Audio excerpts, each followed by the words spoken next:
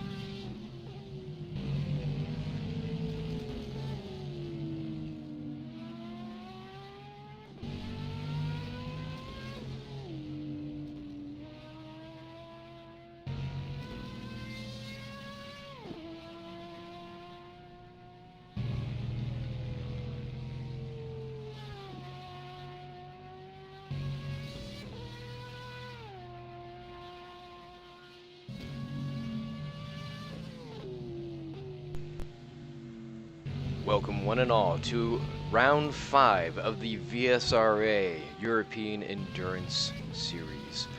I'm Ross Smith. Co-hosting with me today is Violet Benton-Fife. Hello. And we are here at the glorious driver's track of Spa-Francorchamps in Stavelot, Belgium. This is going to be a pretty exciting round because, as we all know, this is a big favorite among pretty much all the drivers here. Very few are not a big fan of it, but yeah, a lot of history and a lot going on in the title chase. Violet, what are your thoughts on how things are shaking out? Hello, what did you say? I wasn't listening. I was too busy sorting out the service. What did you say?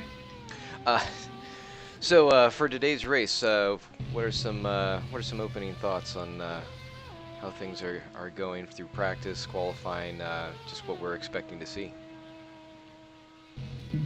I think traffic's going to be a main issue because there's a lot of fast corners, and from what I've seen in the warm-up now, some LMP2s are going to be really impatient, especially through Sector 2 and Eau Rouge and Radial. Their corners are really going to have to watch out for because they have the potential to cause huge accidents and trigger a lot of Code 80s. As well as the King Camel going onto the Camel straight. If one Shintini misjudges it, and while say P2 is overtaking back and both their races, it's going to be a fun challenge, I'd say. And probably throw a few curveballs too. Yeah, for sure. Yeah, it's unfortunate we're not going to get too much of the day-night transition, but I mean, it is, as you said, it's going to start dipping a little bit lower into the night or into the late evening here. But it's you still get that picture sunset type thing, though, so it's not too bad. Yeah. As you said, speaking of traffic, little fun there going on in the warm-up, but. Yeah, big field coming in today. I believe it's 38 entries now. There was, 37 showing at the moment. Yeah, 37 at the moment. So people who have a bad computer, they have to tone down their graphics. Otherwise, they are going to die. And speaking of graphics, Studio 397 pushing out the most recent update. And we're seeing some of the lighting enhancements that have taken place. It's rather subtle, but certainly when you're in the car you start to notice some things, particularly towards evening, dusk times. It's definitely a whole different beast. As drivers are coming I really like new graphics updates. It's an old engine, but they still find ways to improve it. It's really nice. And hopefully they're going to keep that up. They're planning to, and just hearing from some of the developers recently, it's been a big focus of theirs, and of course alongside the new UI and some of the other enhancements that they've been trying to push out. We haven't been able to take advantage of the overlays that they've been putting out yet, just because it was a little bit too close to race to prep for today, but expect to see that for round 6 coming up next month. And as we get ready to go in here, let's take a quick look at what's going on with the championship. And currently our leader is the Seawolf Net Race Motorsport in the number 47. They have had a couple great races, the first 3 rounds finishing on the podium, and only last month at Imola were they not as successful, but still about 19 points ahead of Drillers Esports Academy, the 22 and the 20 taking up position right behind them. Very close battle for the top spots. Then you've got Team MRTI Gramelli, the 909, who've had a couple seconds throughout the season. They missed points on the first race, but they're still in contention. And then back in 5th, Gentleman Drivers is tied with one of the other Drillers Esport Academy cars, which took a win here last month at Imola. So yeah, very close at the top for the LMP2s, and we'll take a quick look here at the GTEs as things are getting ready to kick off. With Solo Sport Racing, the number 14, also their win at Imola, getting them right up into first place with 91 points, but they're being chased closely by Scuderia Adriatica with 88 points. And while they don't have any wins or podiums so far, they've been very consistent in just grabbing those points, and that's putting them right there, just within 3 points of the lead. They finished in the same position well, there's 2 different positions, twice, in all 4 rounds, picking up 22 to 23 point finishes, and 2 21-point finishes, so that's what's keeping them in. If Solo Sport didn't have the win at Imola, then Adriatica would be leading the championship. Yeah, be interesting to see how they pull one out today. They've certainly been, well, actually both teams have been very strong so far in both practice and qualifying. So I expect would be funny to see if the world champions have not won a race. It would be really interesting to see if that is the case and what happens. Yeah, it's a rarity in motorsport, but it certainly does take place, and it almost feels like a theft for some of the other teams that end up getting some of those wins. But it just shows you how much consistency is. It's all about the consistent finishes. That's all. There's no point just showing up for a championship saying, "Oh look, I've won a race. I'm so gonna win this championship now." Well, and you can see that from the 90 Drillers and the 188 Luna Racing down in 8th and 9th. They both have wins from the first 2 rounds. But no points. But no points. They have stayed out of the points either because of DNF or because of not being there and just not scoring points. So a few of the newcomers could actually come up and grab some of those positions, thinking about it. For sure. Like, what new teams entering have caught your eye? Well, just in terms of what we've seen from liveries, I would have to say that, well, Sim Apex Racing isn't exactly new, but that bright neon lime lemon lime color is pretty striking. And of course, we've got the looking at LMP2, we've got Corkscrew Motorsport, and not sure what's going on here with the start of the. There we go. Somebody was stuck in the pits, it looked like. Oh, the pole sitter! The pole sitter's stuck. Not the pole sitter, sorry. Apparently there's a Porsche on pole. I'm confused. What? Oh wait, is this the pole sitter in GTE? Is he? GTS, you can go. Looks like Otto Skypala. Yeah, if he's the pole sitter in GTE, which I'm pretty sure he is, as it, oh, he's exiting the pits now, but he'll have to wait until the whole field go past. This is really bad news, as it could be a comeback drive for them. And he's struggling to get out the pits, really. I mean, he's onto the pit lane now, as whole GT3 field, GTE field thunders by. But yeah, having to wait. So we'll keep an eye on Otto and what's going on there. He's rolling back in the pit and got the green light, exits pit lane, and does he have an issue? Because he's just rolling back. What is going on with Otto?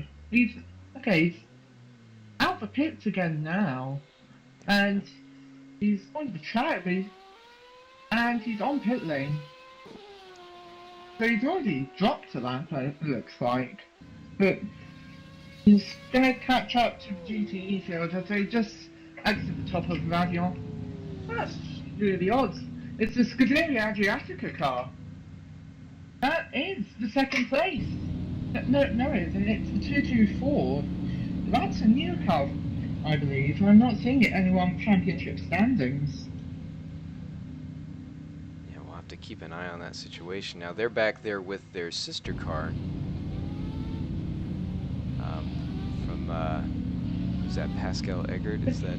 Yeah, not a good qualifying for the Adriatico cars. You'd expect more from what are second place in the championship to be qualifying all the way back in 18th. Yeah, very unusual for them. We've seen some of that in a couple of the championships they've been in. They've been able to strike out up at the front of the grids, but just one thing or another has kind of kept them from really being as successful as they probably should be. Well, it's a 4-hour race, so it could be. It's going to be interesting to see what they can do from the back of the grid. Both cars really are going to be ones to have an eye kept on them. So real quick, we'll run down through some of the orders here as they go through Guglagosh. We've got Sean Jacobs and Ibrahim Khan at the top of the grid, with Jamie Tetue and Jan Katau running on the second line. Santu Enqvist and Bojan Bogdanov running behind them. Danny Roberts and Calvin Reinert. See a couple drillers cars in the group there. Riley McKibben and Jorge Lopez. You got Turin Lauer and Dionysius Feros. Peter Nagy and Kelly Listola. I believe, I don't know if we've seen Kelly in there before. Greg Hall. Oh, are we back to the GTEs already? There we go. So that was so 16 heading out in the LMP2. Then you've got Danny Krajnai with Greg Hall on the front line. Lucas Arasi, Alex Jones, not InfoWars Alex Jones. Then you have Alice Pleva and oops, some of this is hopping around here. Give me 1 second. Then you've got Jesper Eriksson, Alex Tunbridge, familiar here. Ben Crooks, Tomas Garcia, Yuri Gigson, who of course we've seen a lot of work from that team throughout the season. John Nelson, Zolt, Prickrill, and Hugavine, Hakimi, Adhikari, Hallos and Eggert right behind them. Vidal and Vince, I'm going to try this one. Cyril Viogi and Otto Skypala, who we saw earlier. And I believe they're coming up. Yeah, they're coming up out of the chicane now, the LMP2 field. So we're about to go green. Yeah, yes, we are. LMP2s get ready. Green flag. And the the race race is green. Even start from the top to Sean Jacobs. Oh my god, they're going 3 wide into the source. Four wide. Oh, come to contact. Some cars being forced out wide. They all look to be going through clean. As some cars look to be going side by side as they enter a GTs, route. get ready. We'll catch up And- here. Green flag. GTEs are green and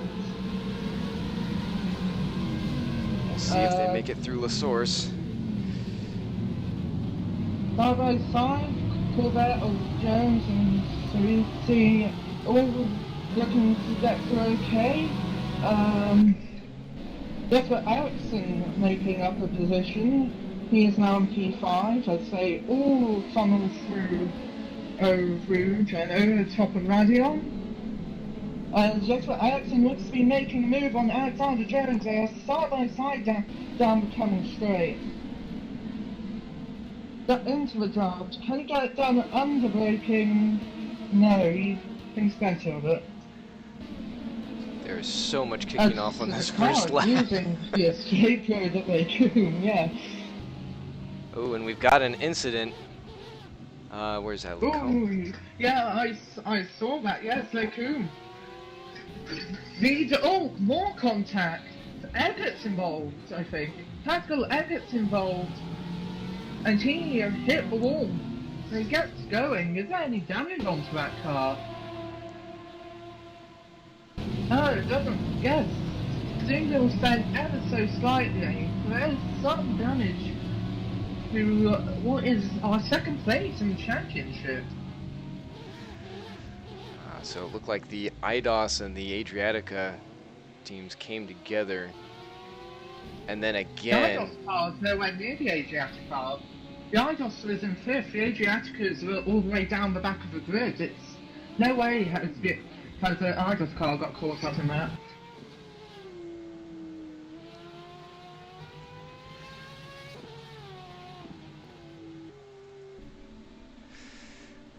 Oh, is that someone into the pits already? Jan Katau for one of the Seawolf racing teams. Now that is odd. Because it's a relatively clean first lap, apart from that incident at Lake Coombe. As, yeah, Katau's in the pits. This is unscheduled, right up start of the race. Did he pick up damage at all? I think he might have been involved in some of the... I did see an LMP2 car go off early on, but I couldn't catch who it was, so I think there was some contact between them. Yeah, maybe. That's really first bound to work, because being CTEs, when he gets going past, that means he'll be waiting him for a position. Now, I'm sure GTEs will be virtually sensible, but they won't make it easy for them. Pre-brake result getting passed by Mika Hakimi, who's typically running in the LMP2 car, but going up in that Porsche today, running in generic livery. They're fighting for position as they come through the complex. Lake Coombe and down the hill. He's not going to be able to do anything with that.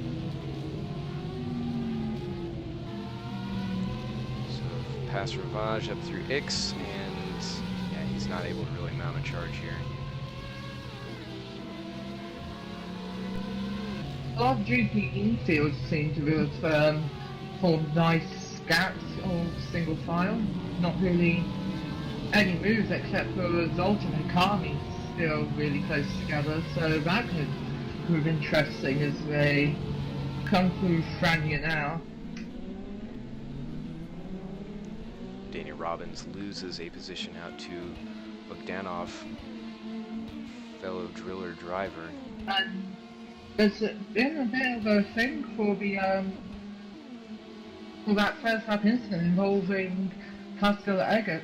But Linus Lumville's put in a incident report for a dangerous rejoin. And Pascal Eggert's the offender in that, rejoining the track and causing damage. Now, Pascal Eggert did get damage for that as well, and I believe it's the solo racing car that reported him, who's also a long way off the GTE fields, like 10 seconds. But the incidents are coming in fast. And it's only what, lap 2 now?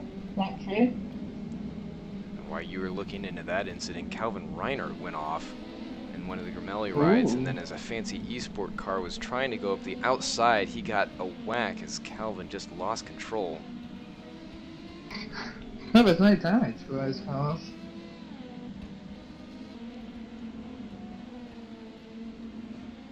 Calvin, it does look like, yeah, I think his steering might be torqued a little bit. Ooh, drive-through penalty to car 222. That's the second place in the championship. Unsafe rejoin. So Pascal Eggert will have a drive-through penalty to serve for that first lap incident. Yeah, that was when we saw him cutting through and bouncing into that IDOS car. And it wasn't an IDOS, it was a solo car, I believe. Was it solo?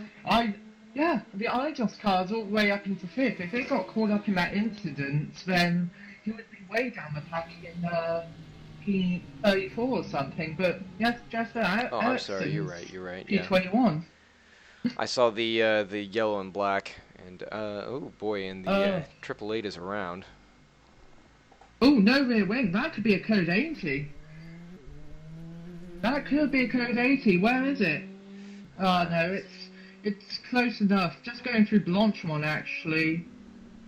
But if that was anywhere else, then that could have been a code 80. As doesn't he make it into the pits? Yes, he does. That track will be clear. So Adam Surrej coming in and getting that taken care of. Big damage early on. Jesper Eriksson's looking to get really close to Alex Kleber, who actually passed him. I'm not sure when this happened. Must have been last lap or something, but at least Kleber passed Jesper Eriksson in the IDOS car for P5. And that could be a battle brewing.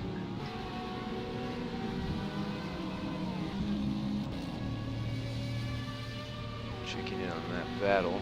He's right behind Alex Jones, not InfoWars Alex Jones. And he's got a strong run out of Radion. Are they side by side? Jesper Eriksson getting the better of the runs. Will he be ahead going into the corner? Can't quite get there. What a move! Jesper Eriksson through back into P5 of the race. Nice move around the outside. And here comes Jan Katu, the Seawolf car, who's, what's it called? Making a comeback after pitting early on. Right behind these two cars.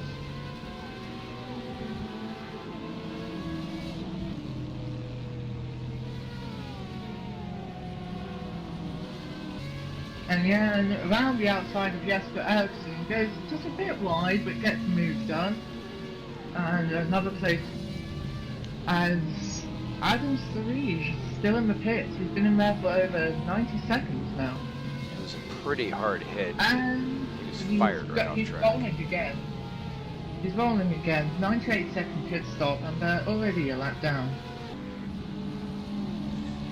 Tao definitely moving up through the GTE field. He's got quite a bit of work cut out for him in that team. But fortunately the GTEs are spread out enough that he's not going to get held up too much through most of these fast sections. Of course I say that as they get right there into the chicane. As he's going by, I believe that's second place Greg Hall. Running in the corkscrew livery. More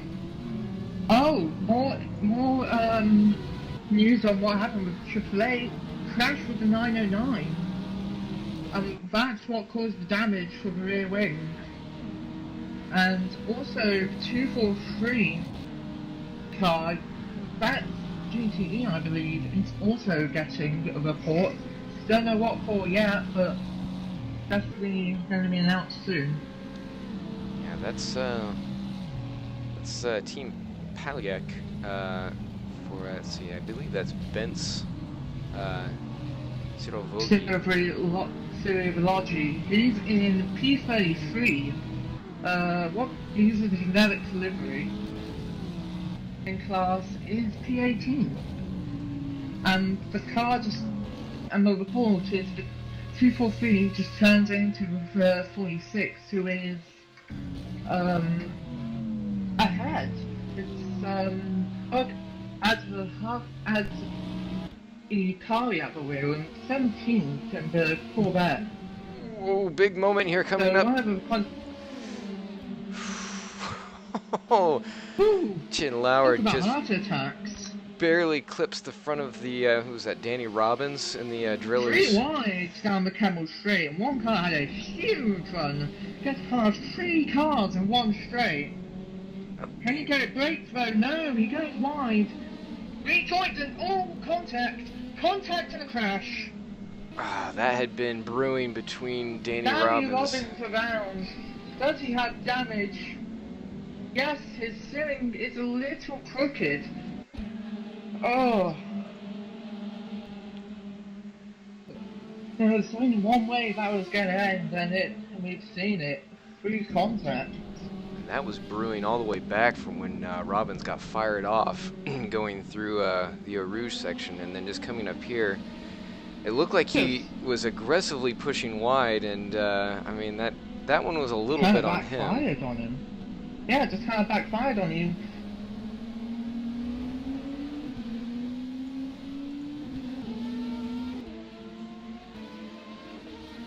He looks to be continuing, I believe. Although he is just coming through pure share now. Yeah, his steering looks a bit crooked. Oh yeah, it's Ben. I'm not sure if he's gonna pit. We'll have to see. He runs wide at Wanchemont, so I believe he does some damage.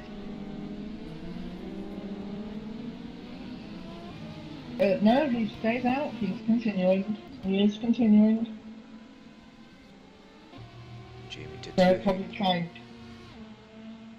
If he's not careful, there could be a bit of revenge here. Nice slow car. That BMW going slow, or is it picking up speed again? Now we'll take a look and see what happened there. So this is heading down towards Eau Rouge. With an LMP2 beside, no problems there. Up over Radion. Oh, and he got loose at the crest of the hill. Oh, and he spins, he does spin. Keeps it out of the wall.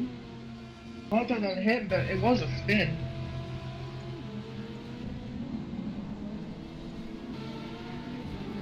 Danny Robbins still facing down, riding McKibben and 10 Now it's going to be interesting to see what happens once he catches back up.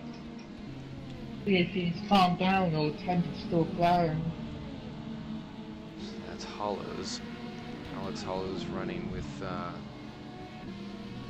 let's see, a generic livery that he's using, but he's with Typhoon Racing. Coming in later. Drive-through penalty for car 909, loses his car on the curb and hits the 888 off track. So drive-through penalty for the 909 Calvin Reinhardt, and no further action for the 46 and 263. And there's a spin. Danny Robbins makes contact with an LMP, with a GTE actually. Can't tell who that was. I just saw it, and there was contact made. That looks to be the solo entry. Oh, they're just getting all the bad luck. What happens here? So he goes to make a move. Oh, I think solo car got loose and then just runs into the back of him. Yeah, they're both just a little bit too tight going through that last section before the long straight, but... Yeah, the drive-through penalty has just been received to Calvin Reinhardt, so expect him into the pits in the next few laps. And that's third place. Wait, we're only 20 minutes or 20 minutes in. Oh, and a big contact back there, which Yep, I see that. One car going on through the escape road at Lake Coombe, and it's quite a crowded track, I'm not gonna lie. As one Corvette happens to go wide, just to let another P2 through. Almost contact for Calvin Reinhardt and another LMP2 as they're making their way through traffic. It's quite eventful, and he gets caught out by, can't tell what car that was, but it's a TCS off car, I think. Just again, Calvin Reinhardt just got really held up through behind him going through Speaker's Corner, which previously actually used to be No Name Turn 8. But this was cleared up a few years ago during the 24 Hours of Spa. That corner actually has a name, it's Speaker's Corner. Now, didn't they give that the honorary X turn most recently? I'm not sure, I'd have to look into that. Danny Robinson a bit loose out coming out of Campos and through first. Still keeping it going, but he's a long way back from his next competitor, Carl Lastola. Gaps around 4 seconds actually, so it's not as big, it just looks big due to the weight, and here's the pits now. It looks like Reinhardt serving his penalty. Yeah. Now because of Reinhardt serving his strike-free penalty for crashing into the AAA. So Tien Lauer is going to inherit 3rd place, so he's moved up to the podium, and that's a very bright car. Is he? He's in P10. Oh, sorry, I Yeah, didn't have it scrolled up there. Yeah, P10 overall, so Calvin Reinhardt exits the pit and immediately goes side by side with GTE through Radeon. He's come out in 14th place, so roughly not that far behind Danny Robbins actually. So Danny's probably having a bad time through traffic as they're side by side with PTS off Porsche, which I believe are now Allied Racing if I'm not mistaken. That happened how long ago was it now? It's been a bit. Change name?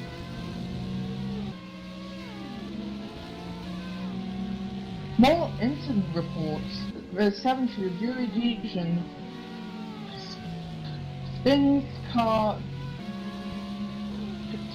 Mika Hakami's car 10 into the gravel, so that's certainly something to be looked at. As well as Sean Jacobs and Guillermo Sferros. But apparently, Piraeus turned into car 28 when a long time giving them damage. Now, Sean Jacobs is at the wheel. That is an incident between 2 LMP2s, I believe.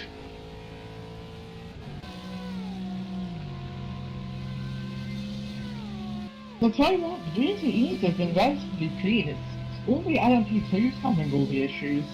Yeah, they're really coming apart up there. Yes, but Ericsson's created a gap to LF Flavo. So, comfortably in 5th for the moment for the Idols car. Ooh, big slide from our Which leader, does look Ibrahim good. Khan.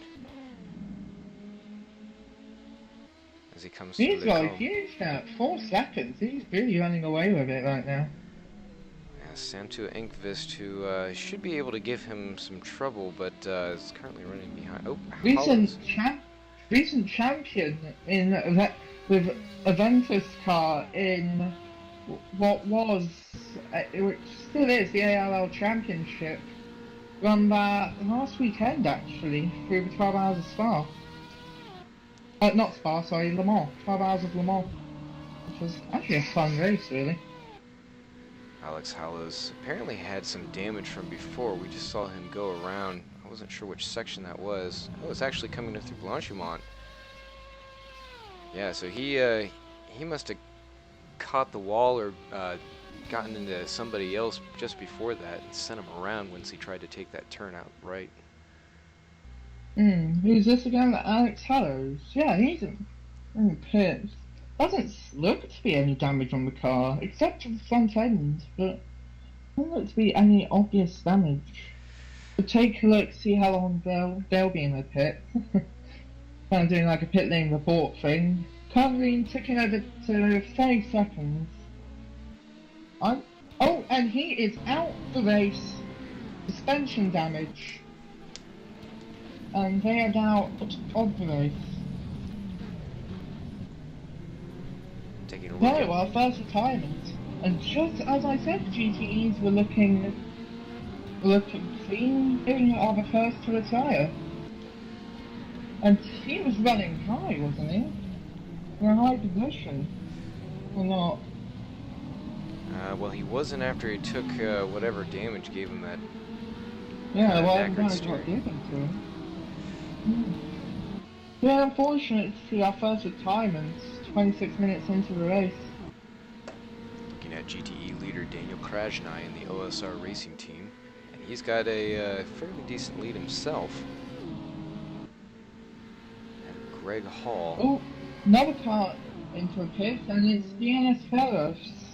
Not sure what for, as he misses his pixel actually. We're not expecting LMP2s for another 10 or 15 to 20 minutes, so this is, I want to say, unscheduled.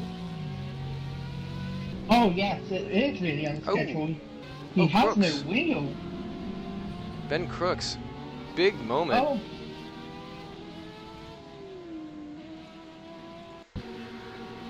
DNS Ferris is going to be in the pit for a while. He has no front left wheel.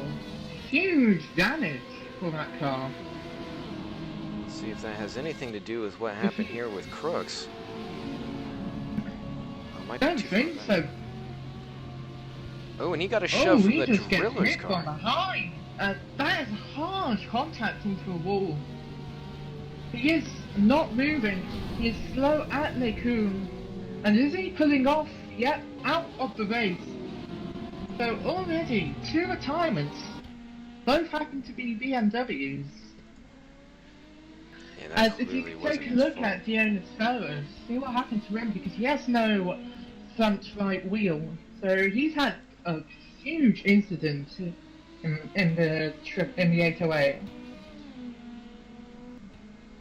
Let's see if we can find him. All kicking off here.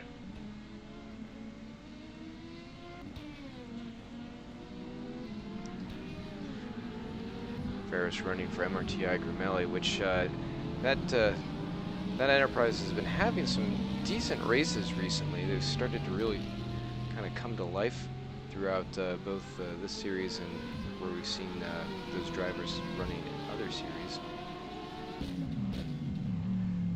Surej getting by John Nelson, the other OCR car.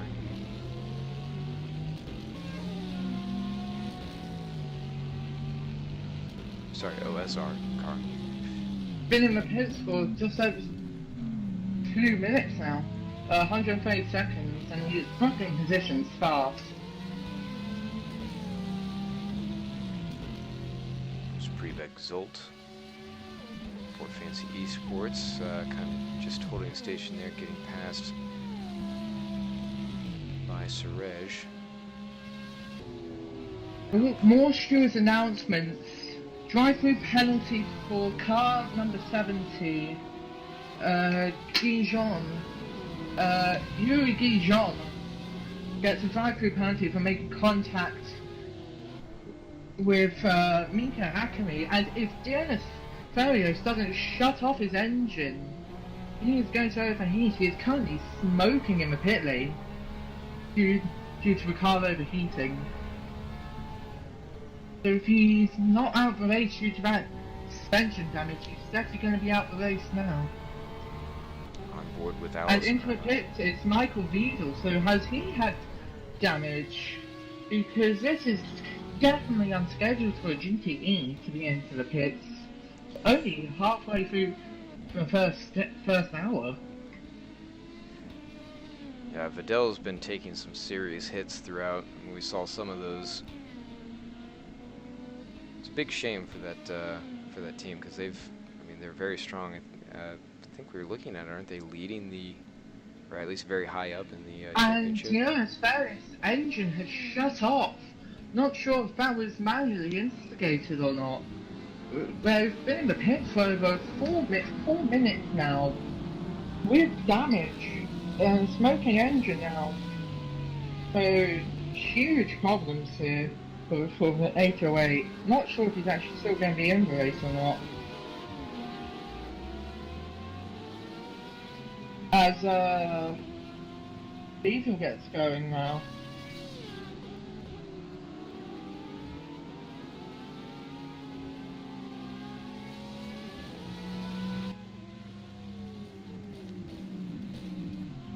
I'll see if there's an assurance or something done with the 808.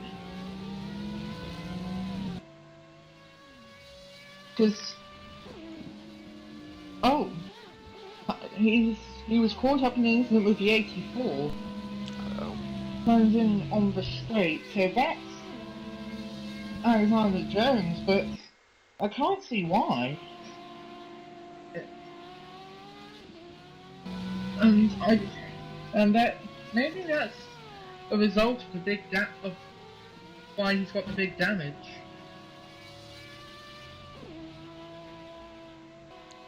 Look at what happened here with the Been in the pit for almost 6 minutes now.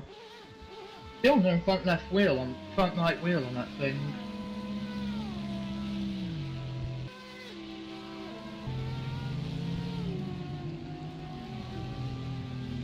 As Jesper Eriksson is called onto the back of Alex Jones who is in the 84 call there. So this could be a battle for him for Yeah, fourth. full course yellow in 10 seconds. Ooh, let's see what this is for. Probably for Prickrell. 5, 4, 3, 2, Roman Prickrell 1. is Full course running yellow very and fourth. slowly. And that was after a big moment we just saw in the replay going up through Radion. And Who? this is Roman Prickrell in the core racing team. Yeah, he's going through P1 now. As Calvert Reinhardt's back into the pits. Oh, and Dionis Faris has lost his engine. He didn't shut it off during the pit stop and is out of the race, even though he had a front left wheel on that thing. Really unfortunate for that car. He's just rolling back into the pit lane. Alright guys, please calm down a bit. There are way too many incidents. There we go. Cool saying calm down, but too many incidents. Not the first time I've heard that at Spa, actually. Last time there was a 6 out of the Spa in CFEG. And we had like 10 code 80s in 4 minutes. And we were told to calm the hell down. As Dionis Faris has now been confirmed the retirement. Really unfortunate for that car.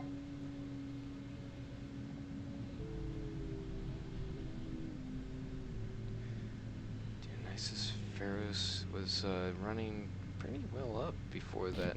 Now there seems to be a big gap formed between Alex Jones and Jesper Eriksson. So something happened on the code 80 because Adam Syringe, LMP2 is now in between him. Very odd. Looking back at that now. A couple cars coming into the pits, try and take advantage of the code 80.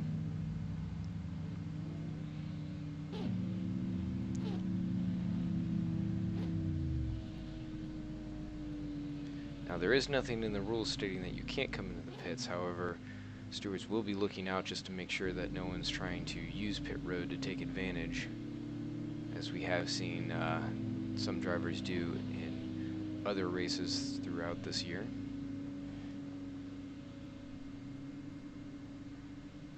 As you can certainly close up a gap by being a bit cheeky.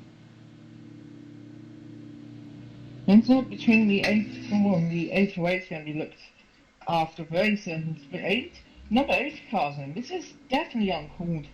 Not uncalled, definitely unplanned. As Roman people is in the pit, so we should be looking to get green ever so soon. Going back to green in 10 seconds. Yep, that's cool. 5, 4, 3, 2, 1. Green flag. And the green flag is back out for us just over half an hour gone in this race. Ibrahim And Khan is Adams in pits. Reed is going to be looking to overtake Alexander Jones as quickly as possible. A man's pole position as on the run into Puon, he gets the job done cleanly down the inside. Everyone can continue racing. Taking a look at Jones, who's currently sitting in 4th. He's got a little bit of ways to go to catch up to Sarazi and Greg Hall, who are much further up the track. Ooh, Pascal Eggert having a big moment. So Scuderia having some more issues. And that's at the top of Radion.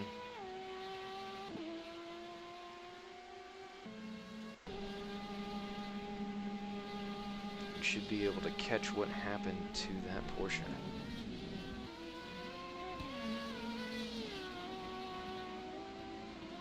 And it looks like this is going to just be a single car incident like what we saw earlier. News on what happened between the 84 and the IDOS car. The IDOS car just spun under braking, slowing down for the Code 80. So that's what happened there.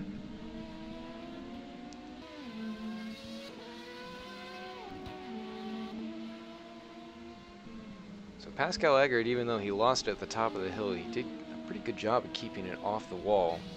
Although it does look like that car is kind of into the races, as they say.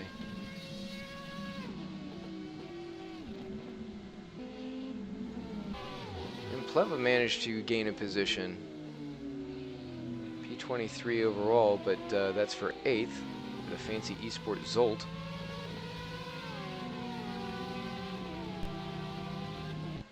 So this battle has kind of been going on throughout the race, and is that who's that back behind them?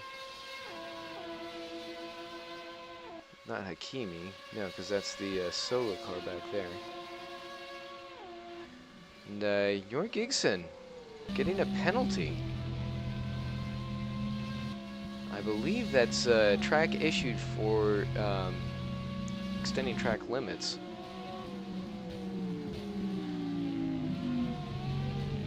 I'm trying to look at that right now.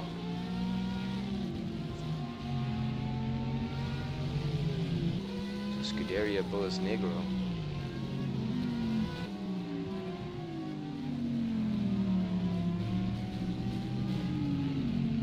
Again, this team has shown great promise in previous races, and Granted penalty for Danny Robbins, but sorry, I've just come back and noticed that. Granted penalty for 22 for an instant with the 3. But this was an incident we've seen ages ago, I think. Oh, not sure.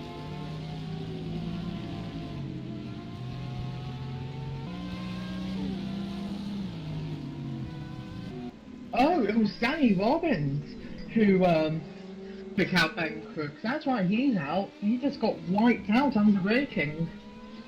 Why is this only a drive-through penalty? I would have thought it would have been a stop go or something.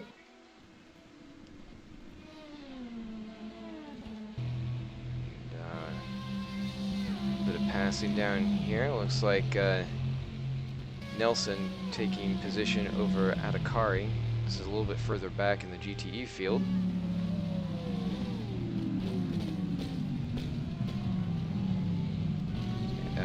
Not sure how the OSR Corvette ended up back that far.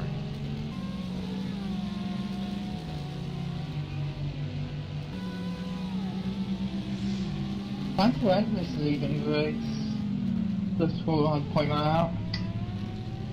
Yeah, there was a change after Ibrahim Khan came in under that caution to get service. So Saintu Enqvist up there in first.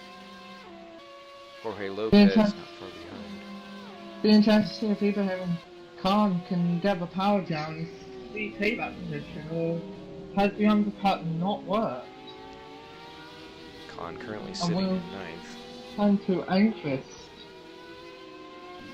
The main T1 after the pit stop. Currently watching Santu Inkvist, our LMP leader.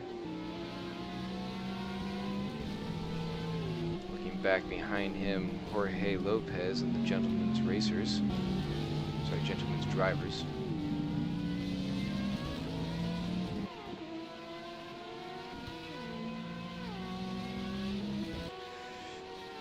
Gentleman's Drivers, one of the few Spanish teams on the grid. I say few, we actually have more than I thought. I didn't realize that OSR was a Spanish team.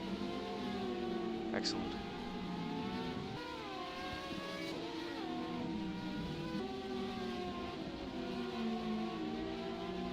Of course, this is going after the Enterprise flags, which is saying MRTI Gramelli is an American team.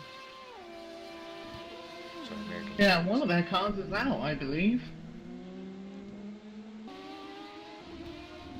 Just need to double check that the 808 is a Gramelli car. I saw their logo on the top window screen. Yeah? The 808 and MRT Gramelli car, and that is out of the race. Really unfortunate. And of course, the 909 getting the penalty from that contact earlier on, not helping the team.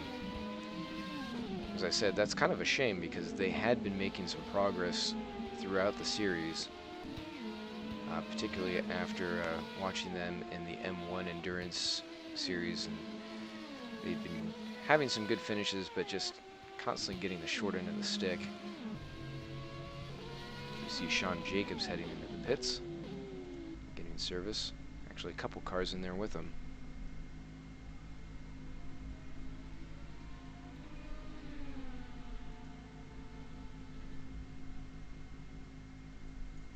Using the pits now, ooh, there's 3 cars in the pits. Out lot 22 pitting as it is pit stop time, it looks like. So about 40 minutes in, yeah, we are seeing quite a few LMPs come in.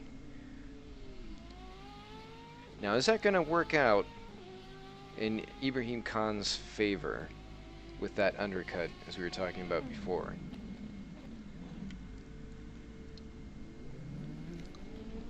Because if it's about 40 minutes, Pascal Eggert's around. Another mistake by the Scuderia team. Oh, And is he again, in the wall? he looks like he might have some Oh, damage. he's That's in crabbing. damage. He's crabbing hard, and that is Full going to course be yellow crazy. in 10 seconds. So we've got a 5, quick view 4, of how that 3, happened. 2, 1. Full course yellow in effect. And this is going to be a long one because he's just going through lane 2 now.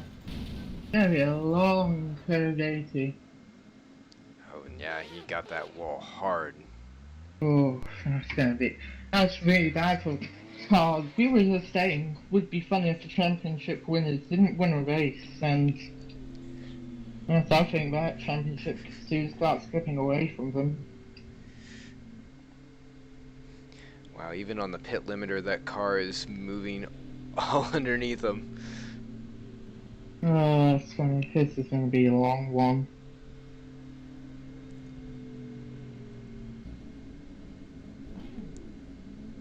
Oh, and it looks like we have some issues with the pit stops. One of the drillers teams sharing a spot with one of the Seawolf members. I couldn't see who that was. We're looking at Bojan Bogdanov with the number 19 driller's car. So that's going to start coming into play as we see another drillers go by. Jorge Lopez just leaving the pits now.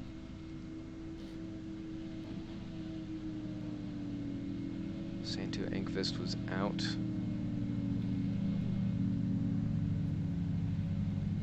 So Khan is now moved up to 6th, who was our leader previously.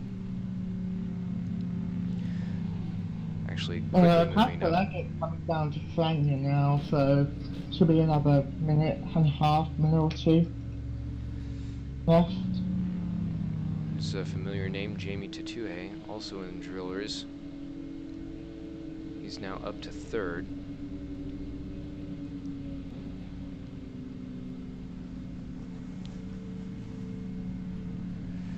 Tian Lauer coming in. Now this is going to benefit these guys quite a bit, because if they've been able to hold off getting their stop in until just about now, they'll have been able to maximize that fuel stint. Code 80s are going to provide really interesting, really interesting pit stop decisions.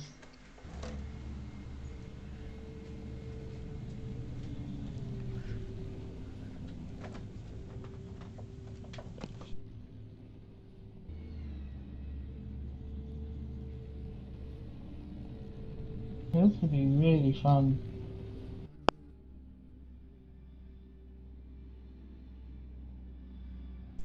We're not even an hour in yet. Oh wow, we've done good to get only 2 Code 80s then.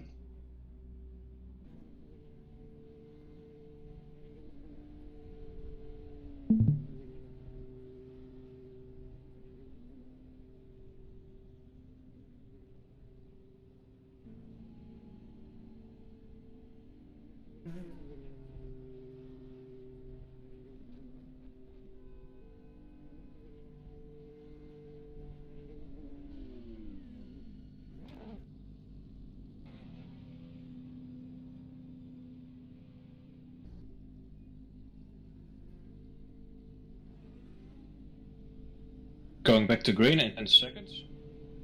We are going back to green. 5, 4, 3, 2, 1. Green flag. And the green flag is back out here for 4 hours of spa with 47 minutes on. And it'll be interesting to see which cars have got jumps on other cars as Danny Robbins makes a move outside of Jesper Eriksson. So that putting him at 1 on that round. Don't look at that retirement, although it is like it is like what, 45 minutes into the race?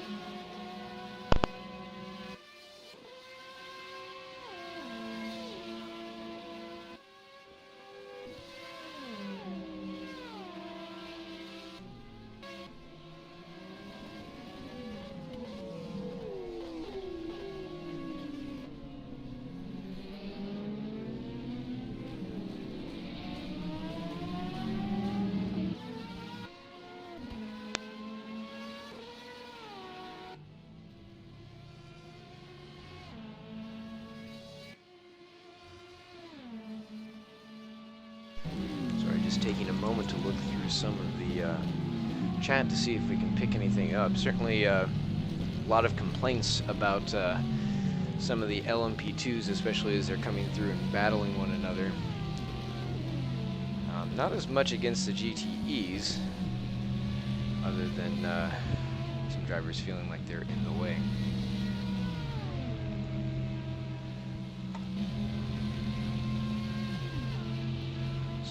At Zolt and Nelson, this is for position. Eckert is now rolling again, looking to become out of the pit, spending just under 2 minutes in the box. Those long repair jobs are really tough, especially in a shorter endurance race like this. I mean, 4 hours isn't exactly a small amount of time, but in terms of endurance, I mean, you can't have those kinds of stops.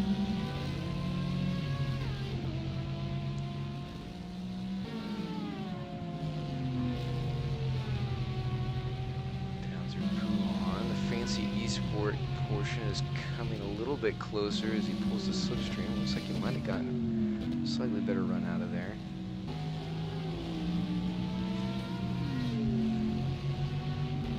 As we're watching that battle, Hakimi's in the middle of the track. And this is just up in front of that. Oh yeah, there's been contact. John Nielsen, Mika Hakimi, and other cars involved in that.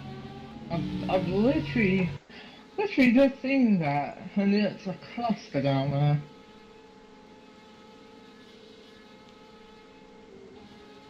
Absolute cluster. Let's see the replay.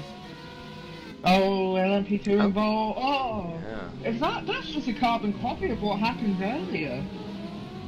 That's such a tough spot. Another GTE, and to see all the cars going past. I'm surprised no one was collected. Me too. That was it's a blind corner for one. This is like that's happened before.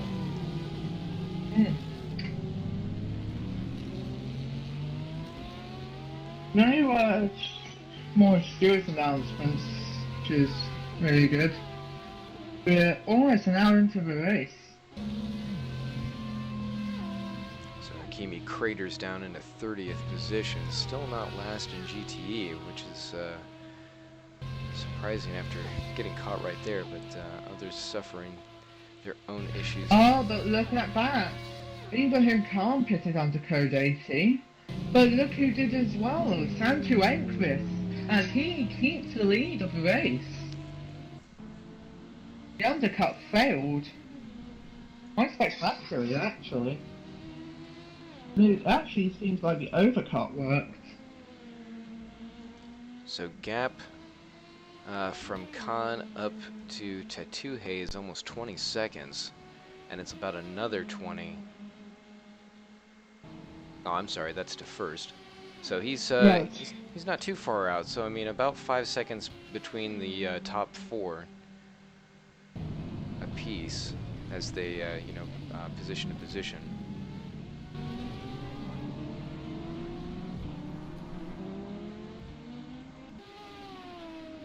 Bit of a battle here between Sean Jacobs and Riley McKibben. Looking at McKibben in that updated Gramelli car. Riding on board with him now.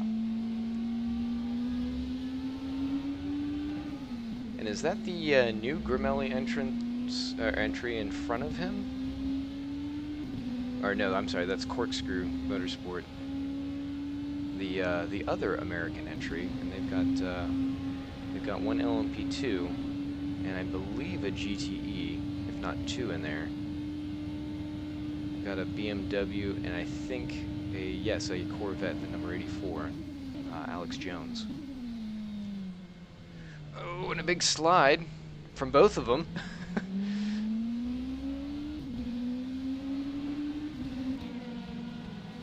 Oh, and Calvin Reiner seems to have had a velocity issue with Roman Prickle. He might have made contact back there at La Source and gotten a bit out of whack.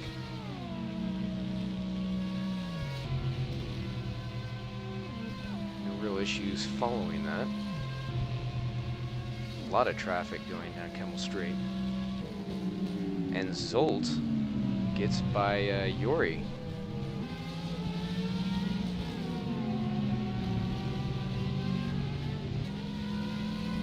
Gigson in that Corvette he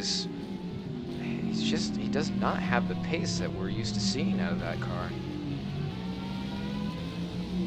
They are in 11th, so they're not doing too badly overall, but yeah, we definitely expect to see them up in the top 10 and maybe even closer to the top 5. Stiff competition and combination of not having a great setup will not help you.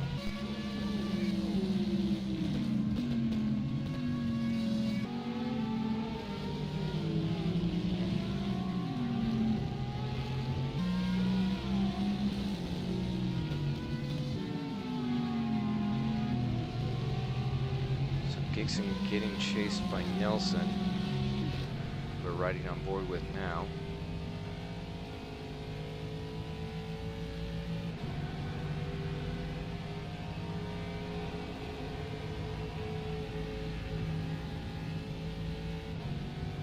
Drivers taking some liberties around Blanchimont. Hairpin TCS off, not far ahead. I'm not sure if that, I think that is for position, because I think that's Hoogeveen. Or I'm sorry, no, that's not Hoogeveen. It is Hoogeveen, I was correct. Okay, so yeah, that's actually a small battle pack there, 9th, 10th, 11th, and 12th. And you've got those LMP2s right in the mix as well. Alex Jones having a bit of a moment. That's up the track in 6th place. Again with corkscrews we were talking about a moment ago. Alex Tunbridge up a position. Oh, and Jacobs goes around. A very odd spot for that to happen. He's trying to stay out of the way without slamming his car into the guardrail.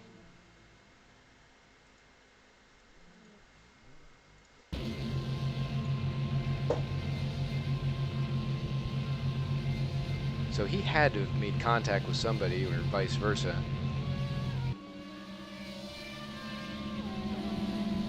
So he's doing battle with Gramelli, gets alongside. They're in traffic. 3 wide. Ah, see, he just got pinched out. Almost 4 wide. Look at that. There's still. Oh, wow. Safe driving hands award to that OSR team. Oh man, that Corvette just barely missing. Code Brown moment for him. And that car does have damage. They're limping back to the pits. Not enough that they're going to have to call Code 80, but he has to get that repaired. There's no way he's going to be able to turn another lap.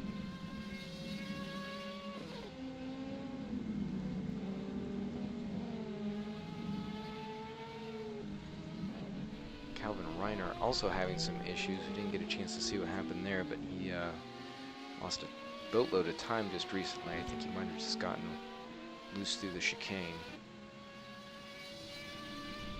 Auto Sky Paula out of the pits, as is let's see, some other Neil Hoogeveen.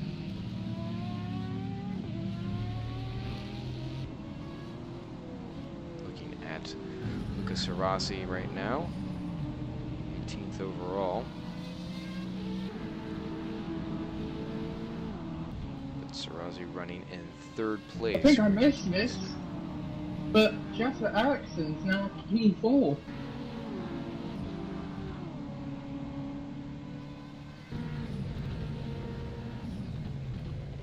Just finding Jesper in the timing here, yeah. So with that IDOS team entry, they've been right in the middle of things, but they've managed to keep themselves clean. You can see the car is still looking pretty fresh. Yeah. It's a pristine Porsche. I'll give you that. Fun to drive too. It's in the safest of hands at the moment.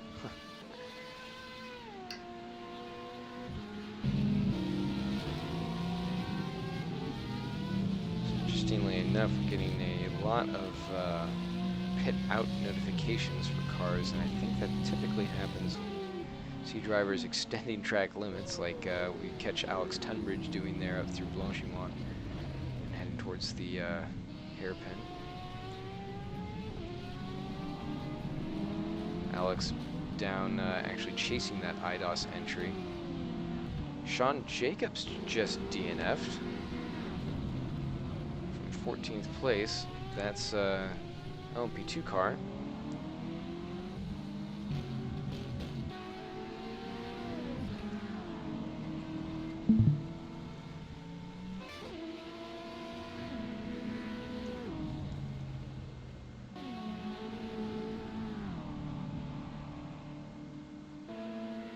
Checking the gap on him right now. Looking ahead, it doesn't look like he's really making up much ground, so he's probably just going to hold station in 4th, about 3 seconds back.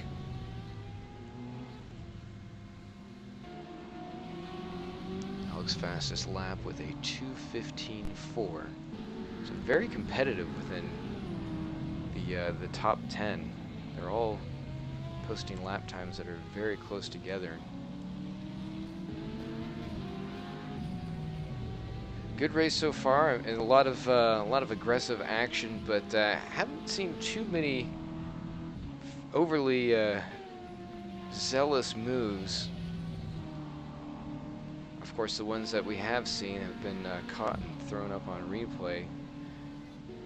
A few of them, though, look like they might have just been a matter of circumstance, as we see Hugavine lose a position to Nelson. OSR Porsche, but he's going to look maybe think better of it. Oh, and Surej is around again. Looks like he got loose just off by himself, and Nagy's off.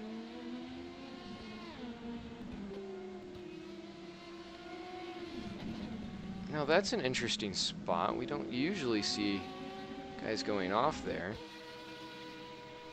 I mean, we'll certainly see him extend track limits. Let's see if he had any contact with the Grimelli car. And we're coming up behind the Porsche. And there are some connection issues momentarily as we're watching him right there. And he... No! Oh! Wow! So that was a major close call as he checked up.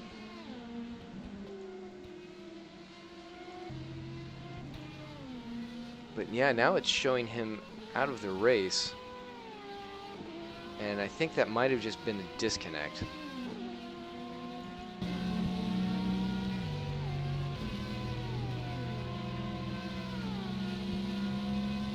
So Peter Benedek Nagy disconnecting. Hopefully he'll be able to get back in and get back in the fight. And Vidal here, who is, as we saw earlier on, he's been just, or sorry, is this still Vidal? With the Silla Motorsport, he's been having some issues for a while now throughout the race. Just a couple of problems. It looked like he had a big wiggle coming up through the chicane and Blanchimont sections. And a penalty for Zolt. We've been seeing having a big fight in mid-pack. Currently 9th. That fancy esport team has been spending some time up on screen as we see the fellow LMP2 stablemate coming through. Both fancy esport teams have been right in the thick of things. So that's going to be for track extensions.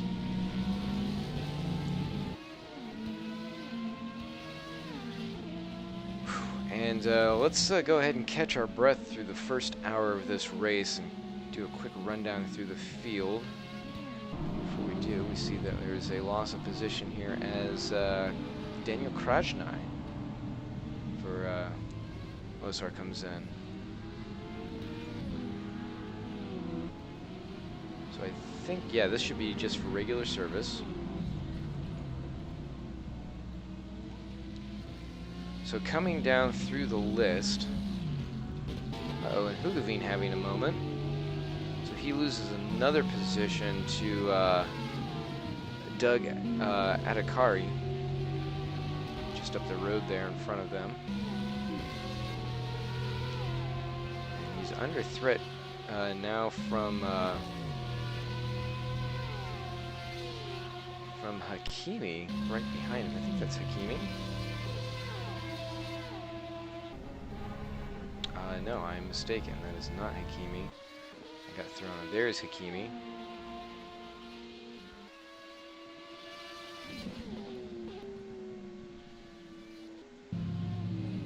So Hugavine is heading in.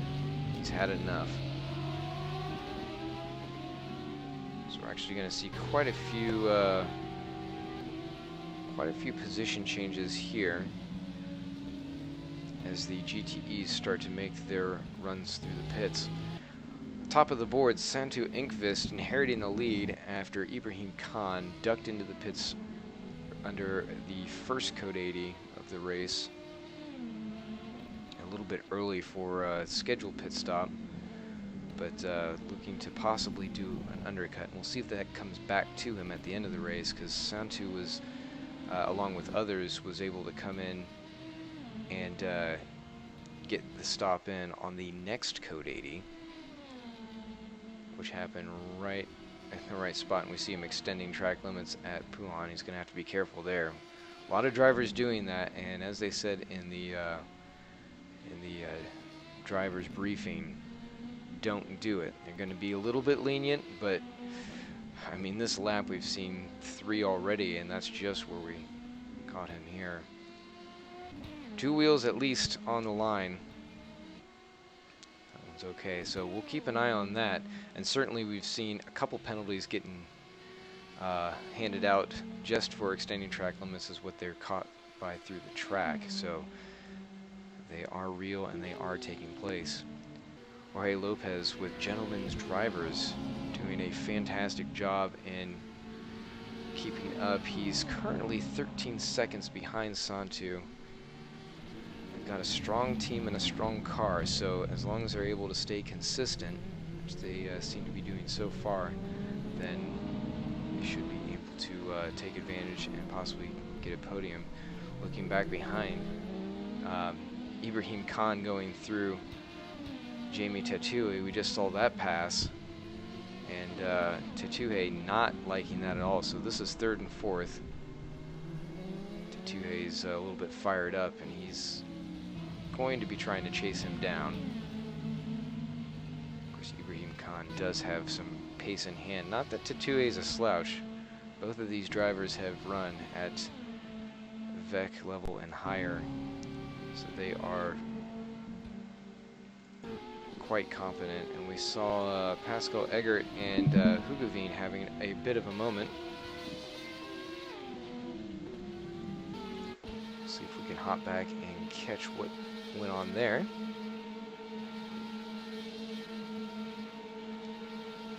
So one moment as we get that replay loaded up. And okay, so yeah, Eggert around at Puhan, and it doesn't look like there's any contact. Oh, big wiggle from him though. That TCS off.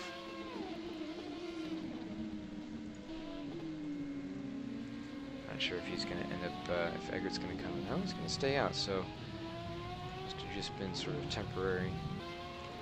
So back. What the hell did I miss? I've left and had 3 retirements, now there's 3 more. Yeah, we've had a couple disconnects. We're just going through the field Yeah, that now. would be Ben Dekniagi, but what happened to Sean Jacobs? I'm not sure. Looks like Ben Dekniagi can't rejoin, so pending an open session. So that might be their race for the day. Alex Tunbridge, Is into the pits. and he has That a should penalty. hand positions back to Krasnai and Jetta Eriksson. When did Eriksson pit? I'm not sure that he did.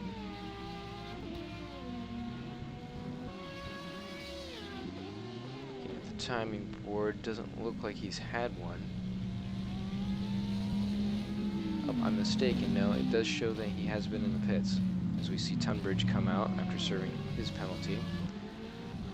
Well, I want to say Eriksson has pit. I'm just going to take a look at his lap times.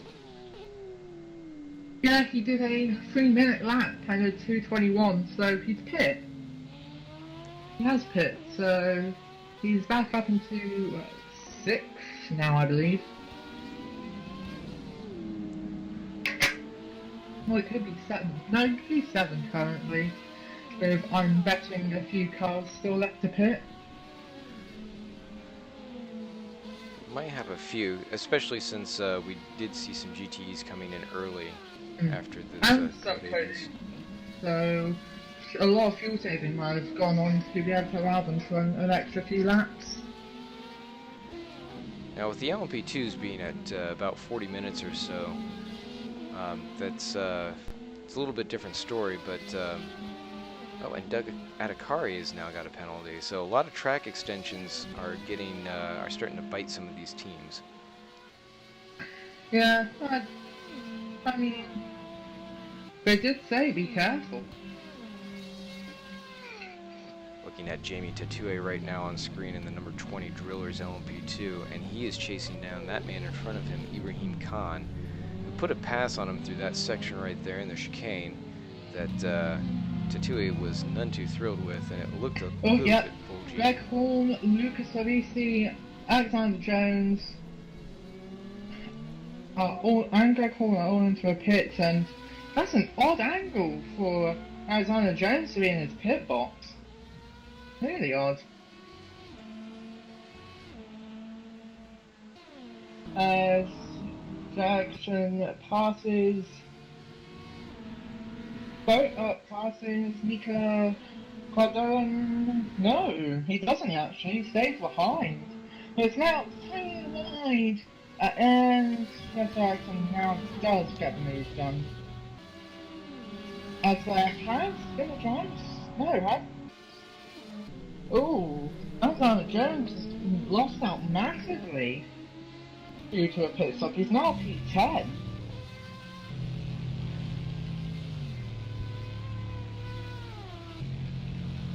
So, it's interesting to see the different strategies play out.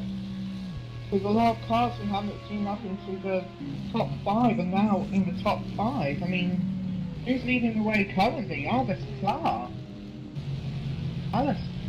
Sorry, I got that name wrong. Alex Plaza is now leading, and he was battling with Justin Ericsson not so long ago at Scarborough Race.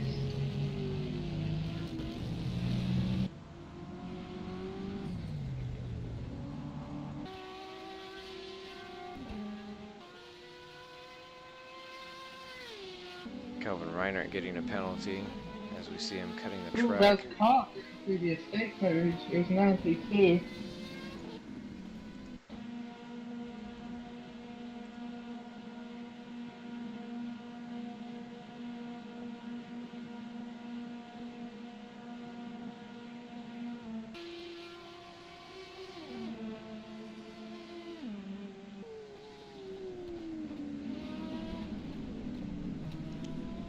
So Reinert basically just lost it going into the comb. I don't think Plaza's stopped yet, unless he stopped on lap 18. He might have been one of those early pitters, and that seems to have paid off really well, as he is leading the race.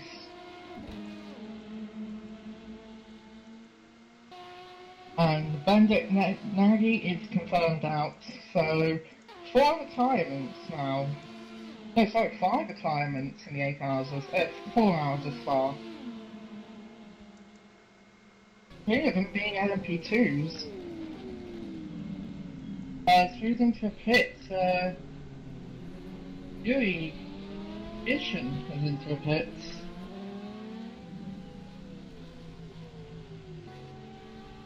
So Reinert is in.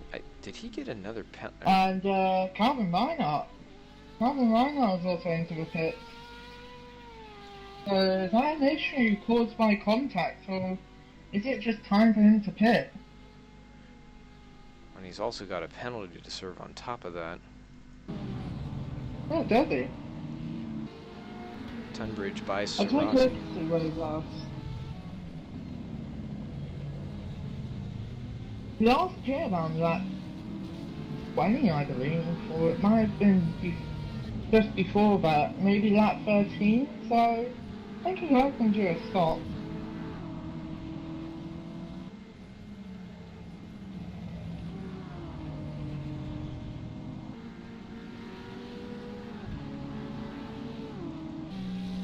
Khan is now in. So he was up to third after passing Jamie Tatue. And he is back into the pits, which this is about right for when he came in initially. Although it feels like it's a little bit early. Of course, I guess that first Code 80 was somewhat early. Yeah, it helped a lot of people. I mean, Alex Plava, I think, pitted under that first Code 80. Now he's up to the lead. Eggert having another off at the top of the hill. But can he keep it going? And is the car straight? Oh no! Oh, big crash at Blanchimont. That's Alexander Jones, I believe. I saw a Corvette, and is it Alexander Jones? Yes, it is. Huge damage to the number 84 Corvette, going hugely into the wall at Blanchimont. So he's fighting with the OSR Corvette. Oh, he misses the pit lane. Can he get it back in? Oh, this is... Oh, and he's stuck? Oh, and there's a car coming into the pit. Oh, this is a nightmare. Oh, so okay, so the OSR Corvette that he was fighting with got and hit. he's out the race. Alexander Jones has retired. So that he was just an innocent bystander fighting for 8th position as the Scuderia LMP2 came through, hit the OSR Corvette, launching him into Jones. Who is the driver of the OSR Corvette? I'm just seeing if I can take a look. He might have some damage too, as he was Yeah, also just ping-ponged. John Nelson, he's in the pits. He's been in there for over 40 seconds, so I do believe he does have some damage. And yeah, Alexander Jones is now out the race. All kicked off there for a second. Both of those Corvettes just innocent bystanders as In an LMP2 war. And also the solo. I think the solo, a VSR car out the pits, by the way. So I think the solo Porsche got caught out because he was coming into the pit as Jones tried to come in, and that cost the solo car some time. As it goes wide at through on actually. so It's now all kicking off here as well. got to keep our eyes out to see if Calle Stola is going to get a penalty for that, because that was it's hard to say it wasn't his fault in that one. Ibrahim Khan has been involved in an incident, cut across the nose of the 20 and making contact, so he could get a penalty. So that was when he passed Jamie Tatue up at the chicane, which we Yes. just caught as he took 3rd place, and now, so after that most recent pit, he's down in 6th place on screen now. I'll keep an eye out for it, so see what happens. Oh, warning for the 47, so Ibrahim Khan has got a warning. But he could have left more room on the exit, but it was a clean overtake.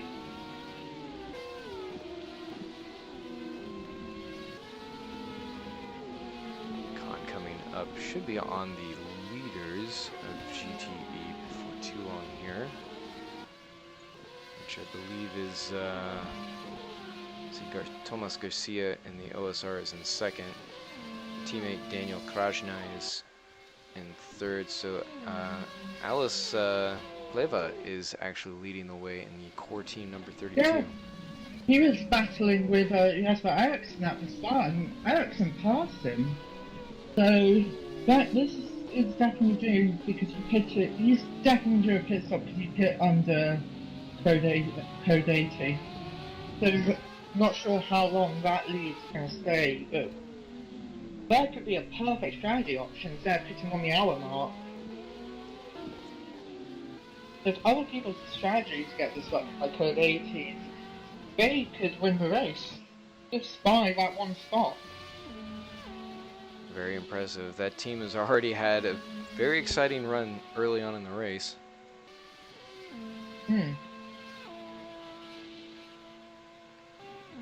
Good to see it kind of calmed down a bit.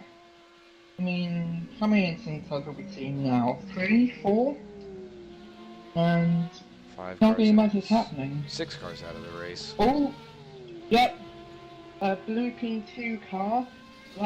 So this is the Alexander Jones incident. And this is the description. Idiots tried to go 3 wide, taking out 2 GTE cars. No patience, now the race is over. So you can see tempers are alive.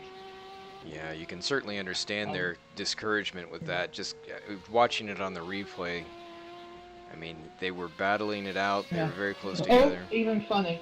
Even more one. No driving standards at all by P2 cars. Unbelievable. So people making their frustrations known.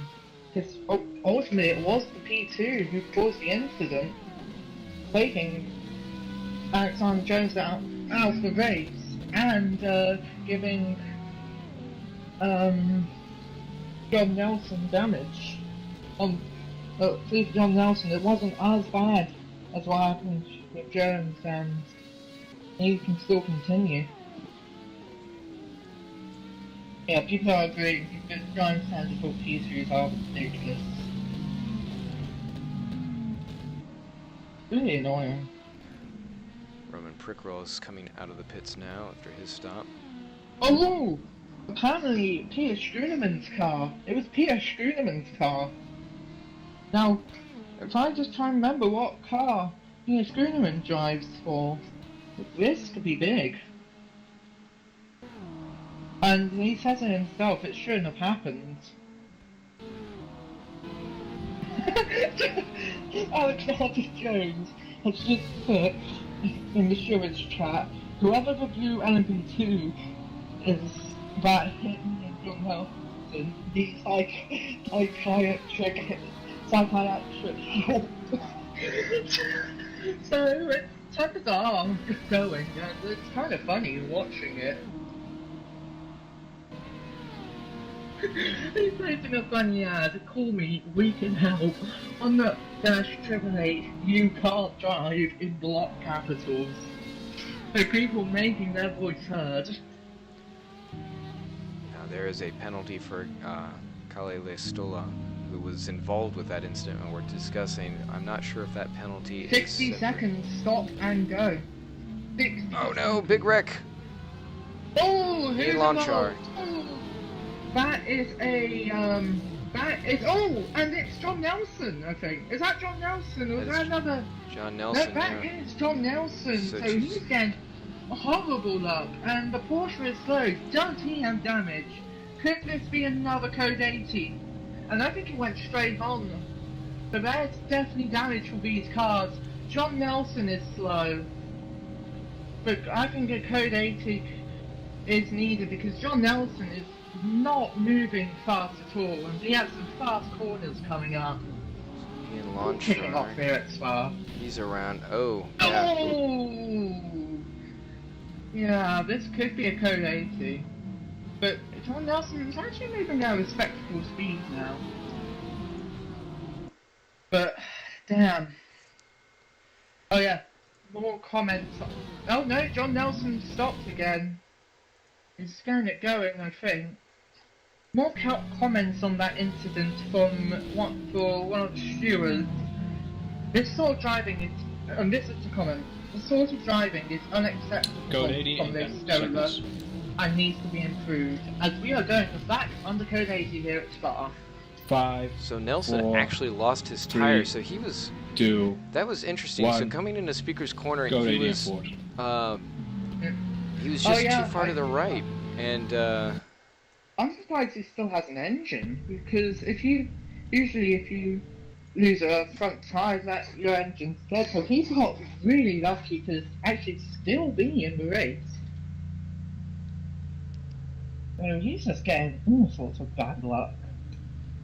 That was such an odd incident. It looked like he might have just been a little bit too far over to the right. There was no turn in. I think that incident was at Bruxelles actually, and he was just unsighted. Because the Adriatica car had already spun and was in the middle of the track. Then coming round the corner, I think he was just unsighted and couldn't help but not avoid contact. As Agate and Lokar into the pits, both Adriatica cars into the pits. As who's exiting the pit? Sounds like this. The race leader's also in. As we should be getting back to in shortly as John Nelson now enters the pit. Waiting for the call Green now. flag in 10 seconds. And there you go, 10 seconds to green. 5, 4, 3, 2, 1. Green flag. And the green flag is out here at Spa as Jasper Ericsson in P4 almost overtook an LMP2 that got slow off the restart. So Jasper Ericsson is now chasing Greg Hall for 3rd place in class. Jesper Eriksson on screen now. Going through Bruce, I think he's on the run down into Bruce Fellas. No one behind him, only LMP2 in front of him that we can see. Going through Speaker's Corner now. The gap's not that big, it's roughly 4 seconds to Greg Hall in that, who's in the M8. And now Ibrahim Khan is up to 2nd place behind Santu Inkvist. And Pascal Agate's been reported for a penalty, holding up Daniel Kluzny twice, and they lost about a second, so that would be a warning for blue flags, I believe. And Benjamin Ross is into the pits, or just exiting the pits. So that would be Let's a say. driver change Yeah. for that team. As Linus Slimville is also in the pits but leaving, so is Ian Lokar, and John Nelson still in the pits. About 80 seconds now he's been in the pits, so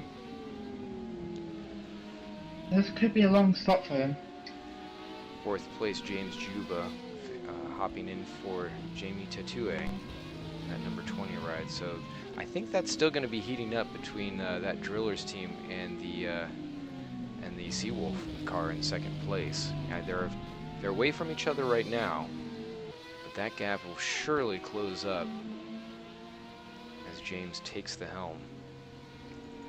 Jorge Lopez, meanwhile, is down to 3rd place for the Gentleman drivers. So that team's still doing a good job, still staying up there on the podium and right in the fight. Bit of a gap, 2nd place to 1st. It's about 60 seconds. Very surprising. But the Code 80 is obviously coming into play, so we'll see some of that equalize as time goes on, because I don't believe Santu came into the pits.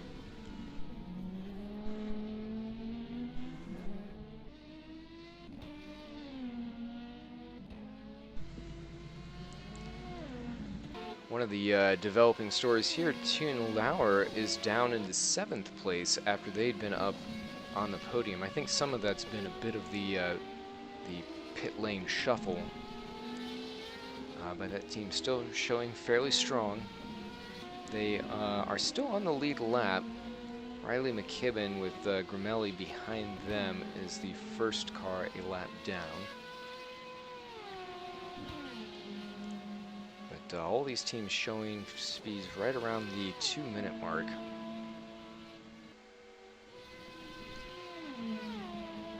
Quite a bit of So, with an hour and a half of racing gone, it's just ticked over to 90 minutes.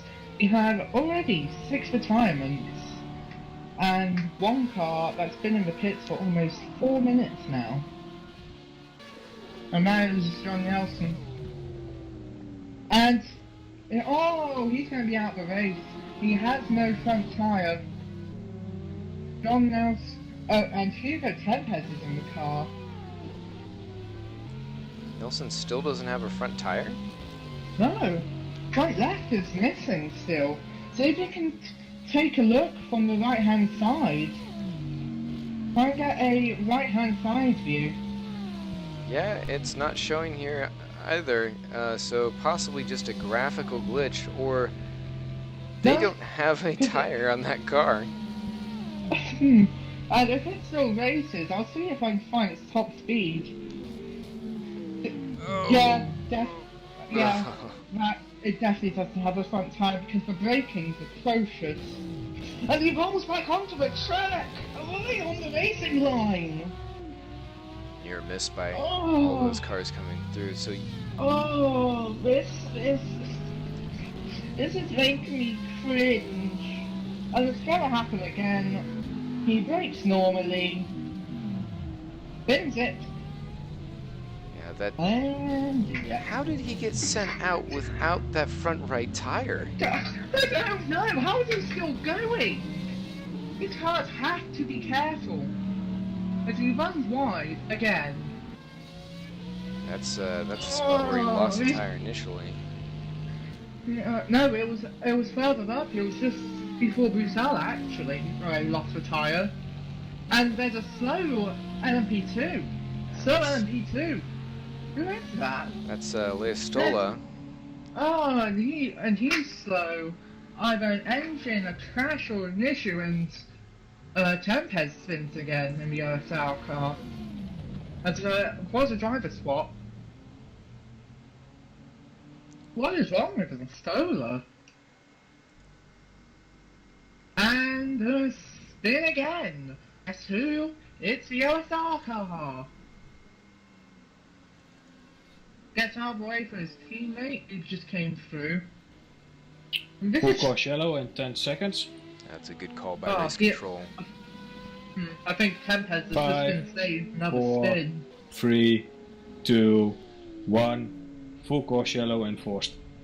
He's still going. He's still going. And he spins. Does he come on in front of his teammates? Oh no. Oh my god.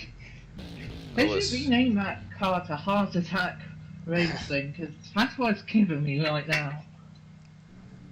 OSR is seeming to have a lot of issues right now. Drivers are allowed to overtake the slow moving car. And that would be unless cleverly pitting as well under code 80, and he will keep the lead. He will keep. No, he won't. No, he won't. I spoke too soon. And up into third place is for Ericsson, so close to the back of Greg Hall. And actually, you can see all three of those drivers right in a row. So Greg Hall, he's still chasing down Garcia, who's right there. So 1, 2, 3, 4, and I believe 5. Well, Pleva, you said, was in the pits, although he's coming out. These drivers are not very far apart from each other, all within only a few seconds each. They're all on the same stretch of road. Going back to green in 10 seconds. Looking at 5, Thomas Garcia. 4, 3, 2, 1. Green flag. Looking back from Garcia to eventually Greg Hall coming around the curves at Lecombe. And Almadi going through. My teammates just about as surprised as I am about all the mess that's going on, as the top 3 in GTE are really close together. Currently, Thomas Garcia, Greg Hall, and Jesper Eriksson. They are your top 3 in GTE currently. Looking at Greg Hall now in the corkscrew racing. And from Greg Hall back to Jesper Eriksson. So he's putting some pressure on, and is that the IDOS entry? Yes, it is.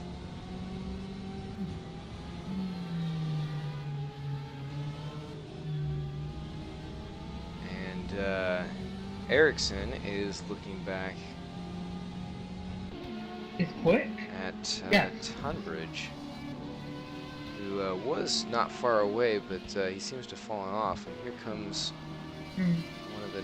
Here comes the LMP2, so clean move through Blanchemont, and yes, it is, and that for me is a really good driver. I'm not just saying that because I'm his teammate, as the LMP2 goes off at the first stop chicane. Yeah, the Gramelli car. Calvin Reinhardt, I believe. Yeah, and he actually loses a position to Yan Katao. Hugo Tempest in the OSR Corvette has retired now from the race. Now total retirement to 9, I believe. If I can, no, a total retirement to 7. Sorry, because I can't count. Adhikari around. And it's a Corvette. It's not an OSR car, is it? That's That Doug you Adhikari. He's having a real hard time getting that thing pointed the right direction. 2.10 for the canvas. He looks to be getting back up to speed, so maybe it's just a simple spin. Yeah, I think he's just trying to stay off the track and not get anybody Maybe caught up. caught on grass going into Bruxelles. Is that a pass for a position? Adriatic car losing a position to Linus Lundville. Yes. Ian Longcar has been passed by Linus Lundville at Seeker's Corner. It was a really good move actually from the 14 solo car. No doubt, and Lockhart is around. Well, just saves it. Hart spins it. Probably just wanted to drift down Franja for the fun of it. As the GTE leaders are now coming up onto him. This could play into Ericsson's hands if they get caught out in traffic. Looking back at that battle right now, so that is for the lead. Yes, and yes, Ericsson will want to close in. I can tell you that for sure. Thomas It's Garcia. really close. With like what Thomas Garcia will Greco try and do it under braking. No, he thinks better of it. And almost contact made with the Adriatica car, and Linus Lundville gets a drive-through penalty. Not sure what for, I'll see if I can take a look. Yeah, drive-through for turning into the tank car. Not sure where that incident was and who with, but an incident nonetheless and a penalty nonetheless.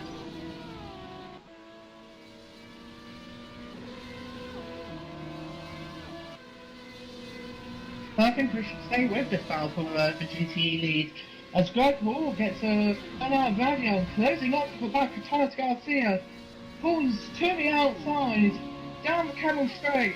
Can he get the move done before the braking zone? Side by side after braking, and it's a pass for the lead. Can he But hold he it? goes off track. Wow, they Almost keep off each other. contact. Oh, imagine that, the scenes, they made contact there, and the switchback, and there might have been a little bit of contact. Thomas Garcia moves to defend the position. Greg Hall tries around the outside, but still can't find a way apart. In the meantime, Joshua Ericsson looks to be closing slightly, but he still has the Adriatica car on the way. Down into Colombia go. Side by side again, thinking Petrovic is Greg Hall. And he's off, anything off the track? No, his voice went off the track. for a Oh, second Ian there. Lonchar right in front of IDOS. Oh, oh, well done, Joshua Ericsson. Narrowly avoiding that. I'm probably going to have to speak to him about that. Another Code Brown moment for It's the IDOS team. really, really close. My heart was in my mouth. Gentlemen's drivers It's coming up into Now, this. really, really close for a top three. But I'm going to speak to a teammate in a sec. Very close battle, and Hall is going to make another look around the outside if he can. Gets pushed a little bit wide, but he still has that line. He's going to hold up into the hairpin. Ericsson loving this. Can they keep off each other?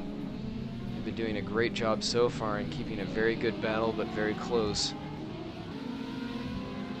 And he's going to have the position here as they head down to La Source. Good battle. Great job by both of these drivers. And that has allowed the IDOS car to close right in. So Jesper Ericsson is right there in that group. Does he have enough pace? The pants are brown. The pants are brown for Jesper Ericsson after the Adriatica car. But it's really close. Jesper Ericsson should be able to get the run out of Eau Rouge. It seems to be a favourable spot to get the draft, and am I correct? Ericsson on not board quite. with him now. As Garcia moves to the outside of Greg Hall, trying to do what Greg Hall couldn't earlier, and gets it done. Back to the lead. Beautiful move around the outside. Back to a lead is Greg Hall. Is that an OSR car? I want to say it's an OSR car just by the look of it. Oh, OSR, yeah. the OSR Porsche. They have 3 cars they've entered, I believe. All 3 GTEs, and 2 still remain, and 1's leading. And in a fascinating battle. 3-way battle for the lead. This is your podium. Again, on board with Jesper Ericsson, looking ahead, keeping an eye on That this. IDOS car just looks beautiful. Not gonna lie. Look even more beautiful if it's in the lead. No bias at all. No, don't even think about that. Ooh, and an LMP2 not barging biased. through. Oof. Yes, heading over LMP2. No driving standards or care at all. That's a bit argy That bargy. probably cost Ericsson some time, but I'm confident he can make it up. Yori Gigson loses another spot to Mika Hakimi. That's 21st and 22nd overall. Niels Hubin TTS off into the pit. We just saw some contact there. Really, it's just Ericsson really close. Yeah, I think he's giving Greg Hall the flash. Yeah, it's really close. Greg Hall got the flash actually from Jesper, and it's really close. There could be a move at the end of Eau Rouge, I believe. Great battle, 1, 2, and 3 as we're closing down to the halfway point. Oh, a bit wide out of Eau Rouge goes Jesper Ericsson. That's lost him some time, but it seems to be Greg Hall trying to do what he couldn't a few laps ago. Around the outside, Thomas Garcia under braking. This time he gets it done before the corner, but they're side by side. Bit argy-bargy. Oh, They yep. They touch. They touch ever so slightly. Still side by side on the run down into Bruxelles. And Jesper Ericsson looking to pass Thomas Garcia. And into P2 goes the IDOS car. Into P2. Thomas Garcia losing out 2 positions in the space of 3 corners. So this is, can see who that... And he runs wide out of Speaker's corners, but that's going to lose him some time. As Jesper Ericsson's now going to be looking to make a move on Greg Hall as an LMP2 looks to also get past. I can't tell which Driller's driver that is. Major push right through the action. So close! And he's so close. Greg Hall had to shut the door, otherwise he would have an IDOS on his right and would have been passed. Lock up there for Greg Hall. He is feeling the pressure that Jesper Ericsson is putting onto him. Don't count out that OSR car. They are still right with this group. Yeah, but he's fallen back, but that same happened to Jesper Ericsson. Look at him now, he's P2. Battling for the lead. But I'm not going to say we're going to stay there because I'm a bit slow, unfortunately, but damn. It's proven, this car will have pace.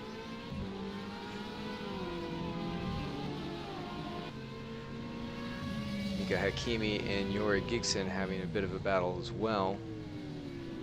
Yeah, but let's just keep an eye on the lead battle. It's really, really interesting and fun. As they're going down through Eau Rouge now, I'm still staying with the lead now. Can Ericsson get a run? Yes, I believe he's got a run, but is he close enough to really capitalise on the job? Unfortunately not. But he is getting closer. Almost reaching 170 miles an hour. As a little late on the brake. Still makes the corner though. Doesn't lose too much time. Or any time at all. Actually, yeah, it's lost a bit of time, but this LMP2 might work in Ericsson's favour depending on how he passes Greg Hall. Greg Hall, I actually think, did lose a bit of time for LMP2, which almost clips the wall actually.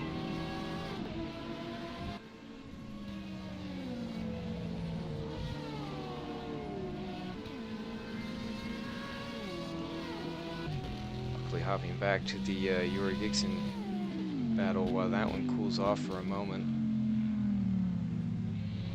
Cools off? I think it's still going. Definitely Ericsson looking closer to Greg Hall now. And Thomas Garcia falling back ever so slightly.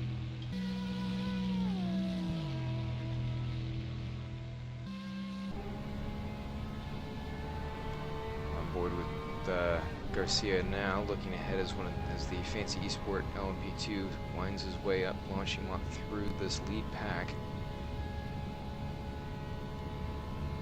Looks like he should be a non-factor. He's a little bit cutting off on Greg Hall. A lock up for Greg Hall. And now Jesse Ericsson's really close onto the back of him. There could be a move into the source here. We saw Jesse Ericsson getting really close. What does he think about the move? No, he holds back. So he's thinking of getting the run into Eau Rouge, I believe.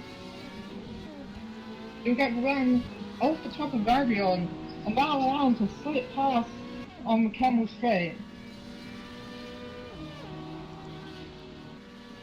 He's close enough to pull a bit of a draft. If he gets a good run off of there. It's not the best run though, and as it looks like Greg Hall's actually pulling away slightly. And not far off in the background, you can see Alex Tunbridge is closing up on this gap as Garcia had to go into the pits, and we saw him actually hit the wall. Oh, so he has damage, and that is bad for the VSRA car. They're just having awful luck. Pretty sure that BMW was the pole sitter. Now where is he? He's down the order. He's in P5 overall. Daniel Krasny at the wheel. And he actually just had a bit of a not moment. having good luck.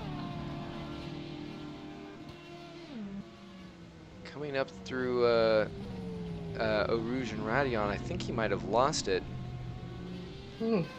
He's doing well to keep going though. It's lucky he didn't hit the wall.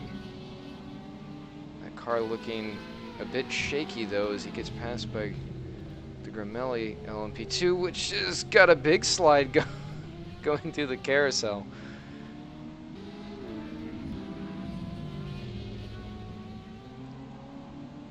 Back at the front, Hall still the leader, with Ericsson falling back just a little bit as they have LMP2 traffic coming through. That corkscrew entry has some serious pace, and all three of the drivers that were going through that battle have done a great job, and and McKibben's put it around.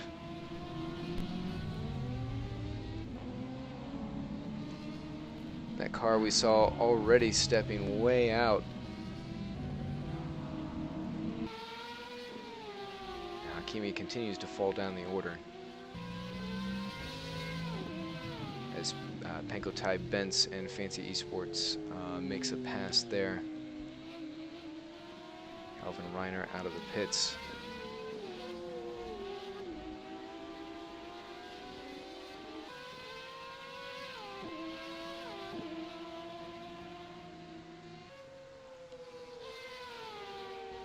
Greg Hall's actually pulled out a bit of a gap to Jesper Eriksson, so I believe this battle is now calling off. So, there's an MP2 coming behind, but that should hopefully cause no issue for both these drivers, if it's clean and thoughtful with its overtaking.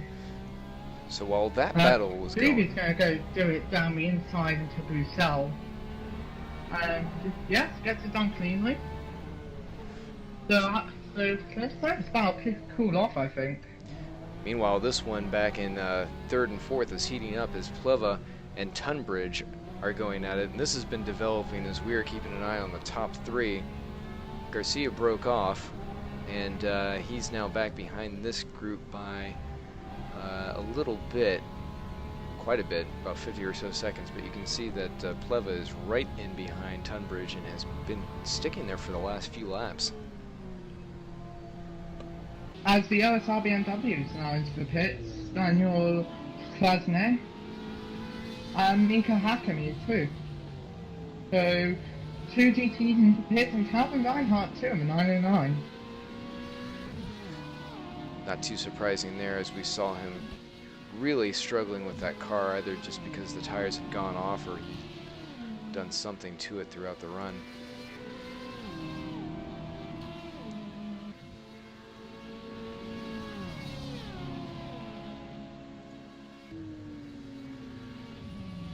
Let's see what happens here as Tunbridge is about to have an LMP2 in his lap. Oh, and actually ends up working out in his favor as the Scuderia car just barely cuts through and gets right in front of the core Porsche. Aww, everyone cries for the Porsche now.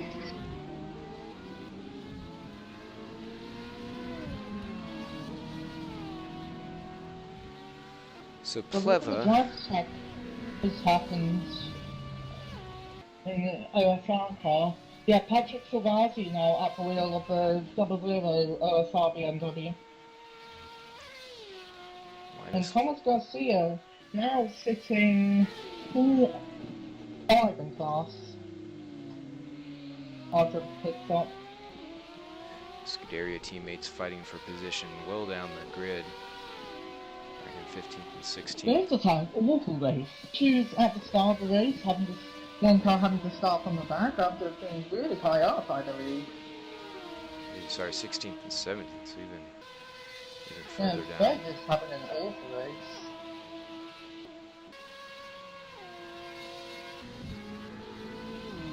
Meanwhile, Tunbridge has managed to keep that gap a little bit open from Pleva behind. Alice was able to close up that gap before.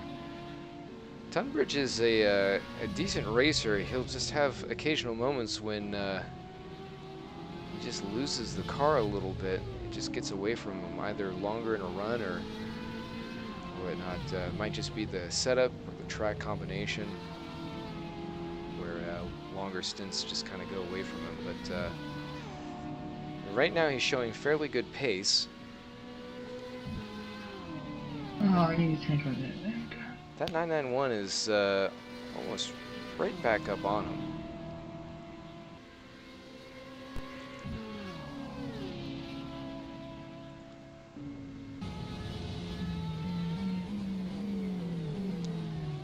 Looking back from... Oh, was that a spinner?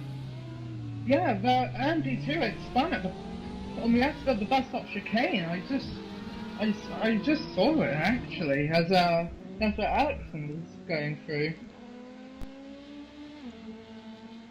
Jorge Lopez having a Let's go check in with my teammates actually. Yeah, you have a stint here before too long. No, yeah, you're right. Yes, you're right. Not no, yeah. I mean, yeah.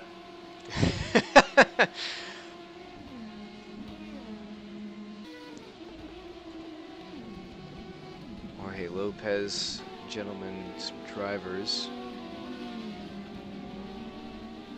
showed that he had an issue.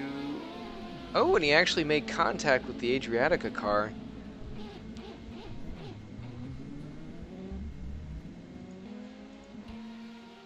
So he may cop a penalty for that. It looked like he didn't have full control of his car going through that section. As I'm going to get ready for my stint now, so it's been a pleasure commentating. Now I'm just going to try and make sure we don't fall back too far from P2 or the podium. Well, best of luck. You know, that's Yeah, quite a big responsibility for me. well, good luck out there. We'll keep an eye at you from here.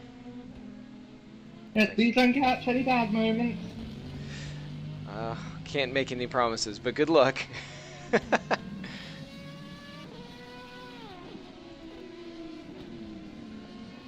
So, thanks again to Violet Benton Fife for joining us, doing some commentary. So, Cyril Vogie is in the pits.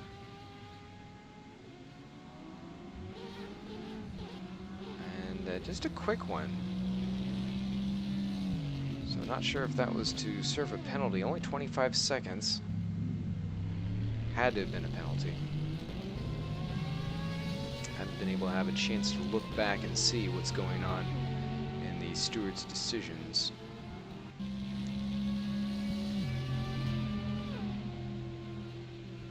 But looking back down the order, Alice Pleva is now almost a full second back behind.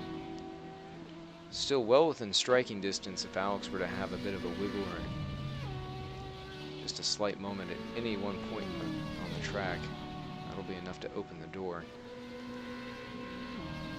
Give up that hard-fought third place position.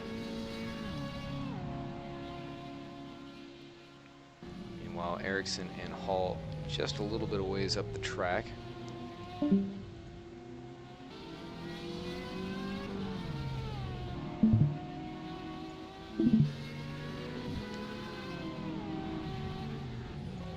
and Ian Lonchar. Okay, so he was just coming into the pits.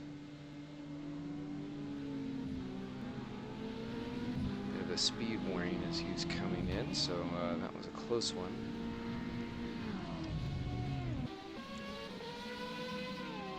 An off-track notification for Linus Lundvall.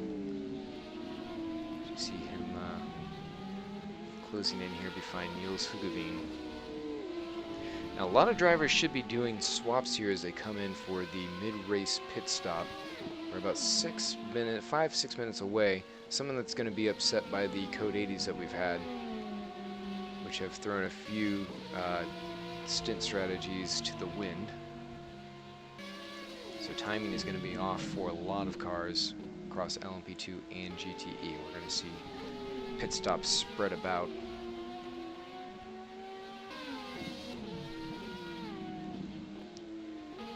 So as we approach the halfway point and things are a little bit cooler right now, we'll take a look at where things stand.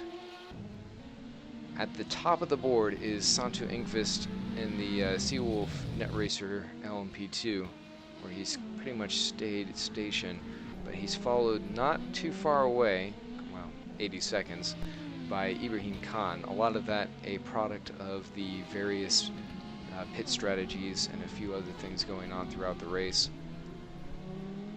But the Seawolf cars holding the top two spots on the grid, and pretty rock solid in those two. Now, Jorge Lopez in the gentleman driver's car, not too far away, about 5 seconds out from third place Ibrahim Khan, and Lopez has been doing an excellent job running all day long, so expect that team to finish up high by the end of the race, and they will definitely earned it and will help with the points by the end. James Juba taking over for Jamie Tutuhe, who was having a bit of a moment with Ibrahim Khan when he came through. That car's still running fairly well. They're a little ways back, 6 seconds from Jorge, almost 100 behind Santu. Blake Checklitz, who we haven't really talked a lot about since he's been in the car, the number 21, down in 5th place. So Driller's running their own cars up towards the top of the grid. Kind of off on his own at the moment. He's about 17 seconds away from Juba, and about 5 seconds or so ahead of Wozniak, the other Driller's entry behind them. Tina Lauer dropping a little bit from where that team started earlier on in the race, but they are doing still very well. 7th place, 44 seconds out from 6th, and still another 30 seconds ahead from Jan Katau, who's been in the car this whole time. The 3rd Seawolf entry for LMP2. Danny Roberts rounding, I believe that's the 5th and final Drillers LMP2. That team also having quite a bit of excitement throughout the race. Down in 9th place, a lap behind, but 29 seconds behind Jan ahead. Calvin Reinert, we've seen this guy on screen a few times as the newer Gramelli entry has been. Sorry, this is actually Martin Farkas now in after the most recent stop. The 909 Gramelli team doing their best to stay on top of things, but they've just kind of been through the ringer and just having that MRTI Gramelli luck. Same thing with Riley McKibben, who now this car is being piloted by Martin Farkas, so a couple changes there. I'm sorry, Amr Hamad is in that car in the 833. So a bit of a livery update for the Gramelli team. Looking good, guys. Let's just see if we can get your positions improved and up the track where those cars should be.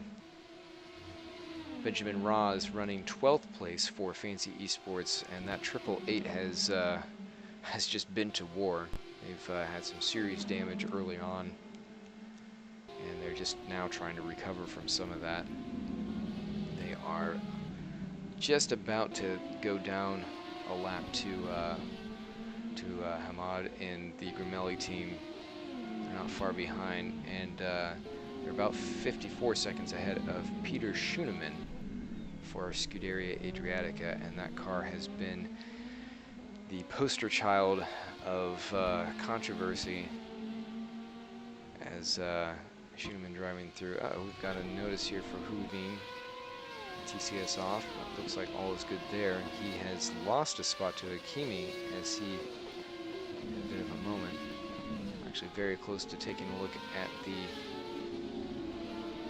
that side of the grid in just a moment. So yeah, so Ross is down on 12th, Peter Schoenemann at 13th, and the rest of the LMP2s have DNF'd.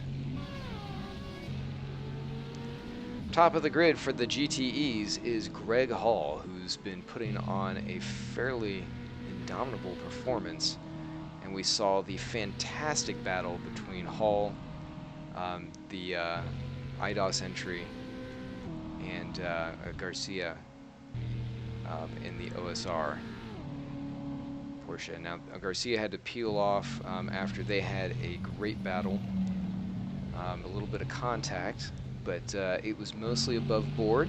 I didn't really see anything too off-putting there. Those guys definitely were giving each other room and just racing hard. Great run in the middle of the day. But right now in 2nd place, after some of the cars have ducked in, as we saw the IDOS entry go in, and Violet Benton Fife is going to be filling in. Alex Tunbridge now up to 2nd and holding station just ahead of Alice Pleva, who you can see right there dealing with the LMP2. That driller number 20 pulls in the order. Jesper Eriksson has been running back here and now being piloted by Aaron Benton Fife. Sorry, Violet Benton Fife, as she gets passed by Tomas Garcia. Yes, Garcia is still in the car, so that is for 4th place, and now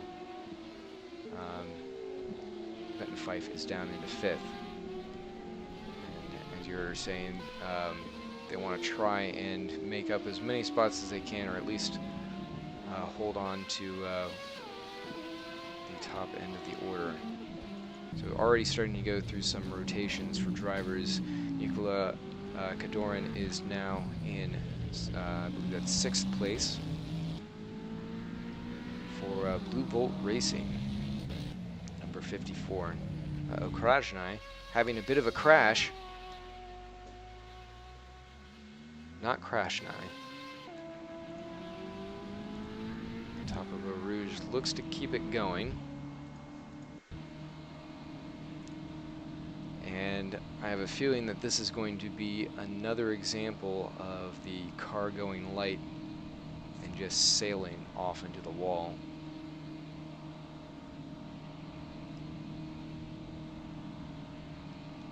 As we find this replay.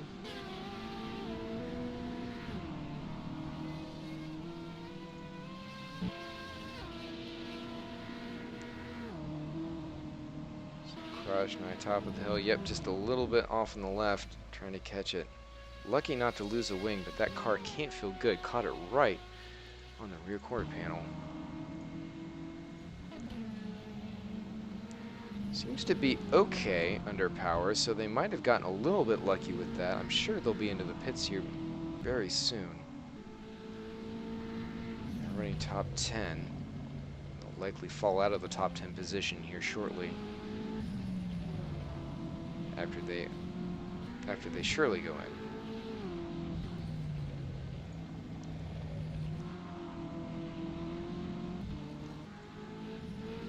So looking back on the standings here, we were looking at Tomas Garcia, again Benton Fife, trying to keep pace in 5th place.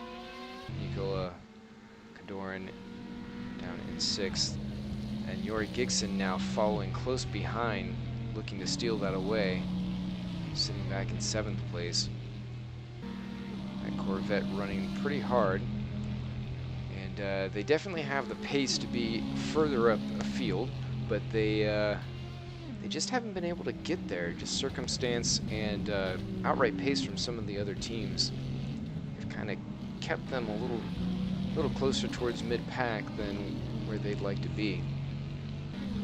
Keep an eye on them. They are a very consistent team. They know how to win races. Penkotai Bentz and the Fancy Esports team has had some excitement throughout the day. And still having some excitement, as we see going through the comb.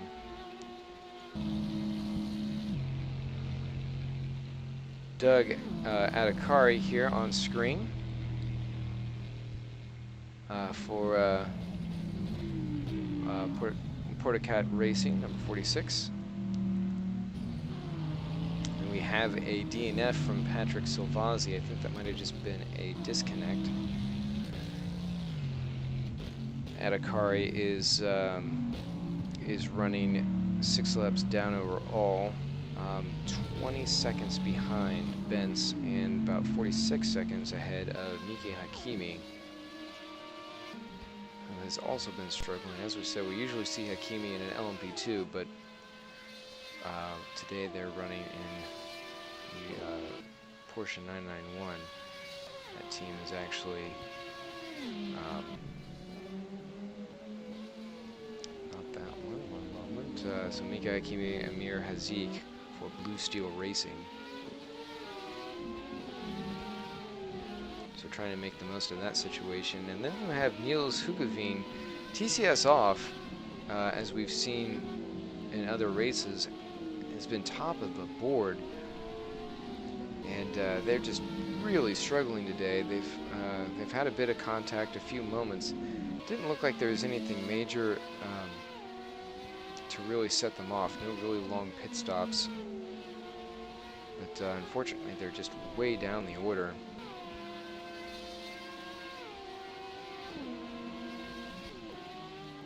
And they are fortunately close enough, though, to Hakimi, about 2 seconds out. They might be able to mount a challenge. So we see Yori Gigson starting to get closer, about half a second away. We'll come back to that battle in a moment. Jan Pacomi in the other core entry, and we have a big off. Bentz, who we were just talking about, goes around. Looks like they might, oh yeah, they've definitely made contact. That was a hard hit. This could be another code 80 as that car is crabbing hard. So you see, yeah, that was the leader, Greg Hall, going by for a GTE2. And around on the backstretch, they're definitely going to fall back outside of the top 10 at this rate, and they very surprised we haven't gotten a full course caution yet.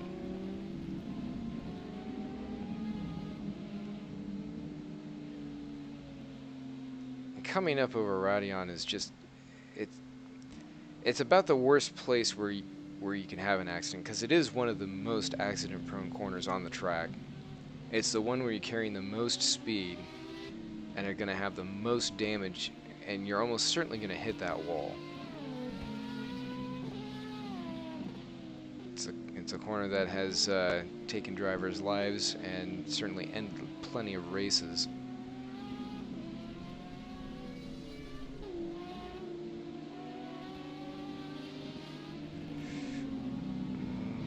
Jorge coming through, very close. And Alex Tunbridge, who was running in second place, has had a bit of an issue. He also has had a run up on Radion, and he's fallen back behind Violet Benton Fife.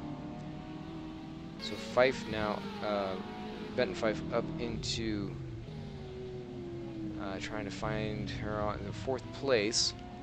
So still staying outside of the top 3. Garcia back into the 3rd place spot, with Greg Hall and Pleva running at the top of the board. Quite a bit of a gap there.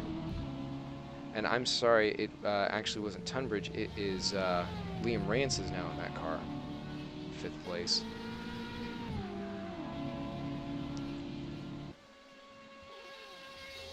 Auto Sky Pekka is around. Also at Radion, so that corner getting trickier by the day, and again in front of the leader for GTE. Big gaggle of LMP2s. Sam Bentley, I believe, is in that group. Yes, he is, and so he's going to make the pass. Slow car in the final sector. Martin Farkas. That is for 9th position. Full course yellow in 10 seconds. Doug Adhikari is 5, in. 4, 3, 2, 1. Full course yellow in effect. Drivers are lighting up their tires just to get slowed down quickly. So Jan Pacomi is, he was off and around just on his own, heading into Puhan.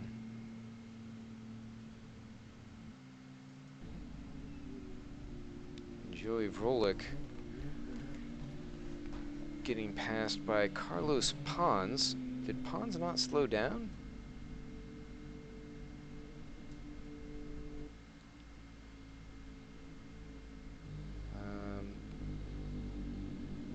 Not sure what's happening there. So Grimelli letting Pons by.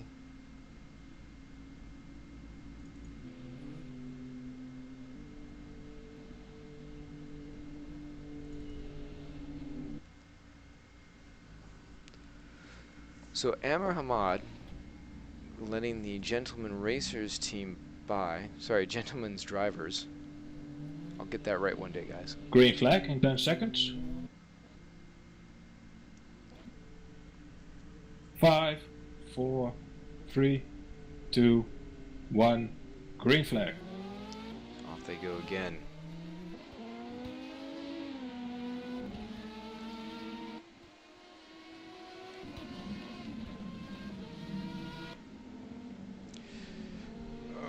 Wow. So Amber really struggling with that car. He must have gone off track and hit something.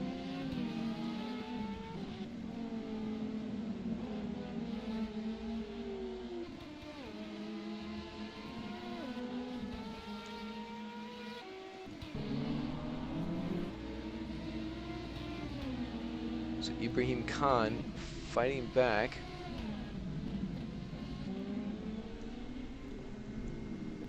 Sorry, Rob Moore is now in that car, fighting with Martin Farkas. So a couple more driver changes.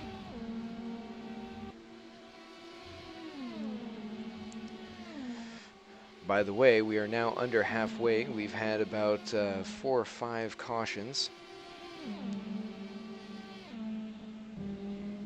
Great battle here.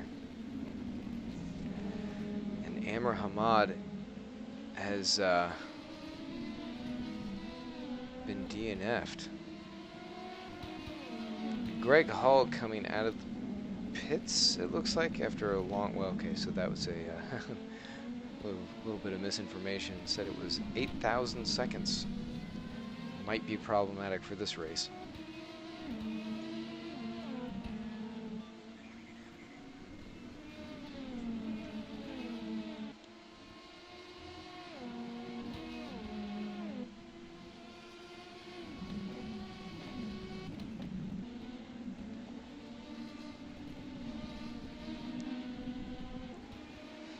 So back to our run through the field. Rajir Decline is back in into the 6th place car, the pits entry.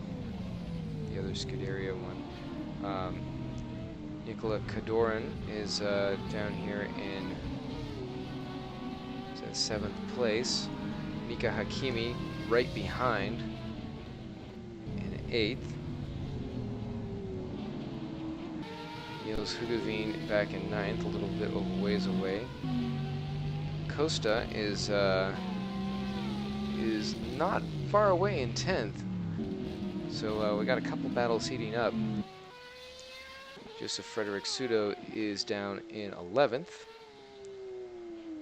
doing his best to come up. And Linus Lundvall for Solo Racing, which has just had a dismal race so far. 12th place, certainly not last, but certainly not where they need to be be fighting for that championship. Jan Pokorny is sitting there in, was that 13th? Still running in the sister core entry. The other one leading the way, and then Penkotai Bentz, after getting some big damage, bringing out that previous caution, is well further down the order in 14th place. Miko Wozniak in the one of the Scuderia entries in 15th, and Otto Skypala is in 16th. And not too far away from the teammate. Again, another team that should have been further up the way. And there is Patrick Salvazzi, who's just shown as DNF'd. We have Hugo Tempez, Alex Jones, who we saw get taken out between that interclass clash going through Blanchimont. Hugo Tempez, Alexander Jones, or sorry, going up there. Peter Nagy, DNF'd. I believe that was a disconnect, although there was some damage going through there. Sean Jacobs, still not sure exactly what happened there. Dionysus Ferros, I think there was an engine issue. Ben Crooks, know that there was big damage, but that might have also been a disconnect. And then Alex Hallows, who was out early and involved in some major incidents. So let's take a look at who's got the best battle going on here, and that would be this one on screen between Rob Moore and Jan Wozniak. This is for 3rd place, so for the first spot on the podium. And this is shaping up to be a classic Drillers Seawolf rivalry.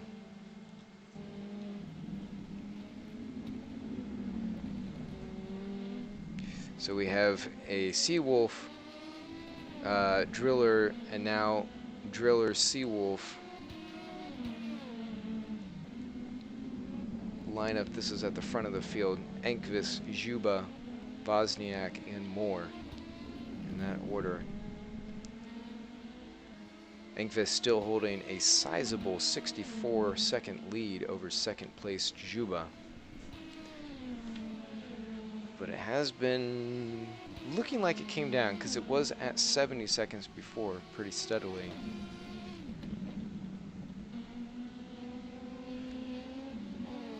So Wozniak, Woznica ahead of Moore.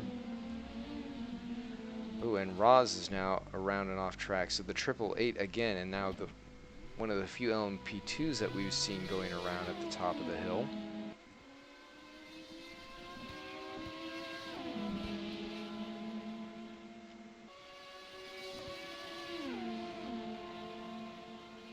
He'll get passed by that group there. Solo Racing, again, just really struggling to get the pace that they need for this race and just staying out of trouble and making up positions. Now there's still an hour and 42 seconds left. Sorry, hour 42 minutes left. So there's still plenty that can go on. Already a lot that has. We've had 2 DNFs, Imramad and Peter Schoenemann, fairly high up in the order. Now, fortunately, we've been lucky in that we haven't seen any red flag type scenarios where there have been major disruptions in the service like we've seen in past times. But now that's an interesting effect. It looks like the back side of the car is just when the angle of the light changes, you get some of that effect on with like the grid pattern. Obviously, there have been some updates with the 11.18 release, and one of them was with the lighting system, which for the most part, it looks like we've seen some good improvements. There's still a lot of optimization that needs to be done within the shaders, within the techniques that are being applied there. Some improvements, a couple things that need to be worked on, obviously. So hopefully we'll see some of those corrections before too long, as we see Roz come in to get some of that issue taken care of. And Pseudo having a moment going through the chicane, just a little bit out of sorts.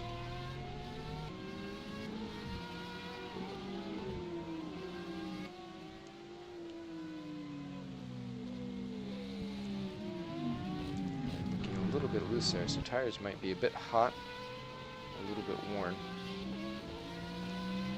Unfortunately, no live weather, and we are running about mid-afternoon right now, so no night racing either. But the shadows are getting long, and it is affecting break points in a few sections. Rouse is out of the pits.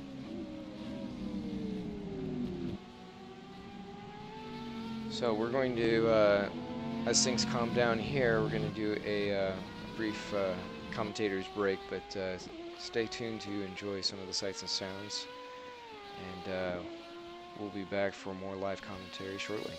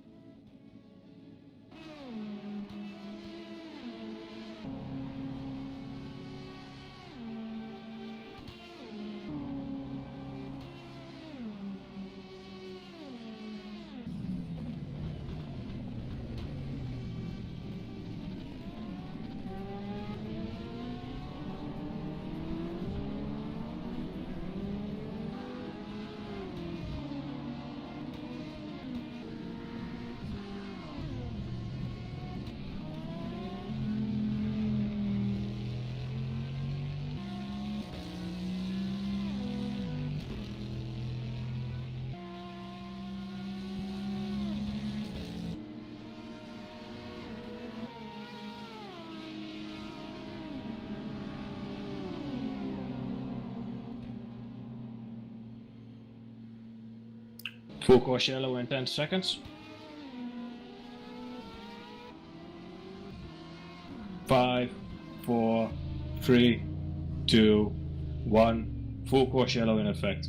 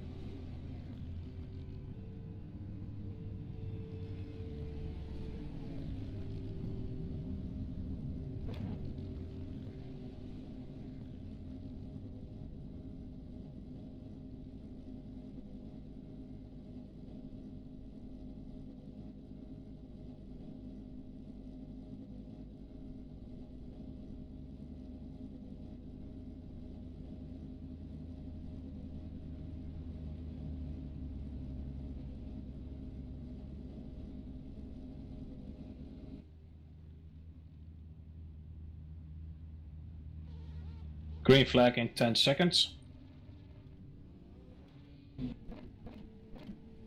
5, 4, 3, 2, 1. Green flag.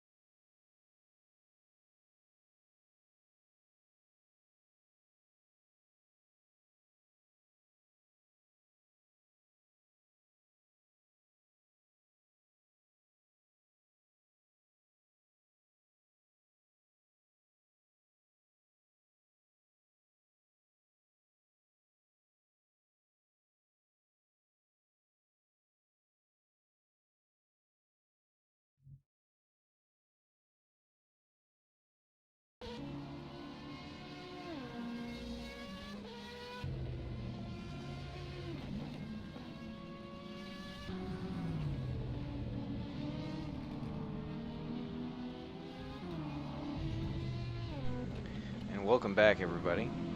Sorry for that short delay as went to a small break. But we should be good through the end. An hour and 25 minutes left here at Spa-Francorchamps in the Belgian countryside for round 5 of the VSRA European Endurance Series. Right now we're just kind of focusing in here on the leader Santu Inkvist, who's been running a dominating race since very early on. And currently he's sitting about 56 seconds in first, so that gap coming down just a little tiny bit, just a few seconds from second place James Juba, who is chasing in the driller's car. So if things don't change, I mean, that's going to be pretty much a lockup there in the top of the grid for the Seawolf Net Race Motorsport team, and they've definitely been doing a great job, and well, certainly earned it. But still plenty of race to go. A little under an hour and a half left, and we've already seen quite a bit of action, quite a few things that have happened for some teams that were set to be pretty high up the order. A few incidents, a few disconnects, a whole lot of action up and down the grid.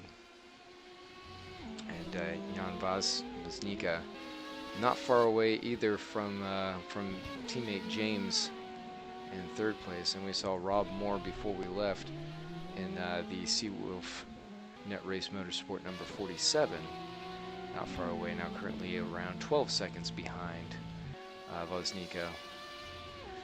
So it's a bit of a Seawolf sandwich with some driller meat in the middle. I won't be saying that again.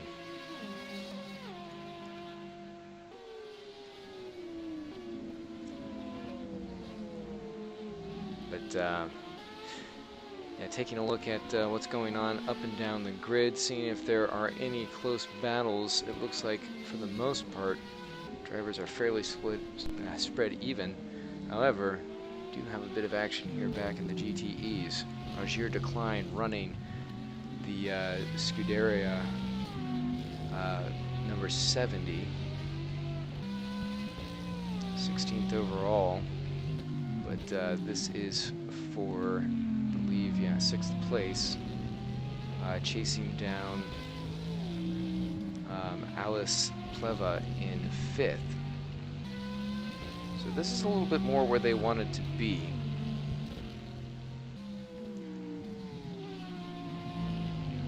Pleva up there, gapping now at about a second and a half. This LMP2, this the driller's number 21, not going to be an issue as they sail through just before they get through the Fania portion of the track, and of course down to Stabilo, and out through Paul Frere and up through Blanchimont.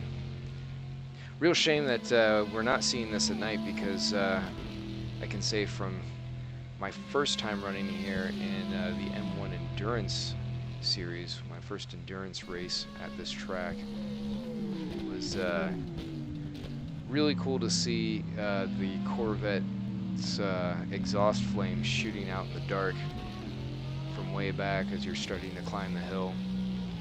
You just hear the cars kind of thundering through there. It's fairly isolating. I think that was an 8-hour race, and you're just kind of driving around by yourself in the dark. Very cool. This gap right now is about, well, still holding steady.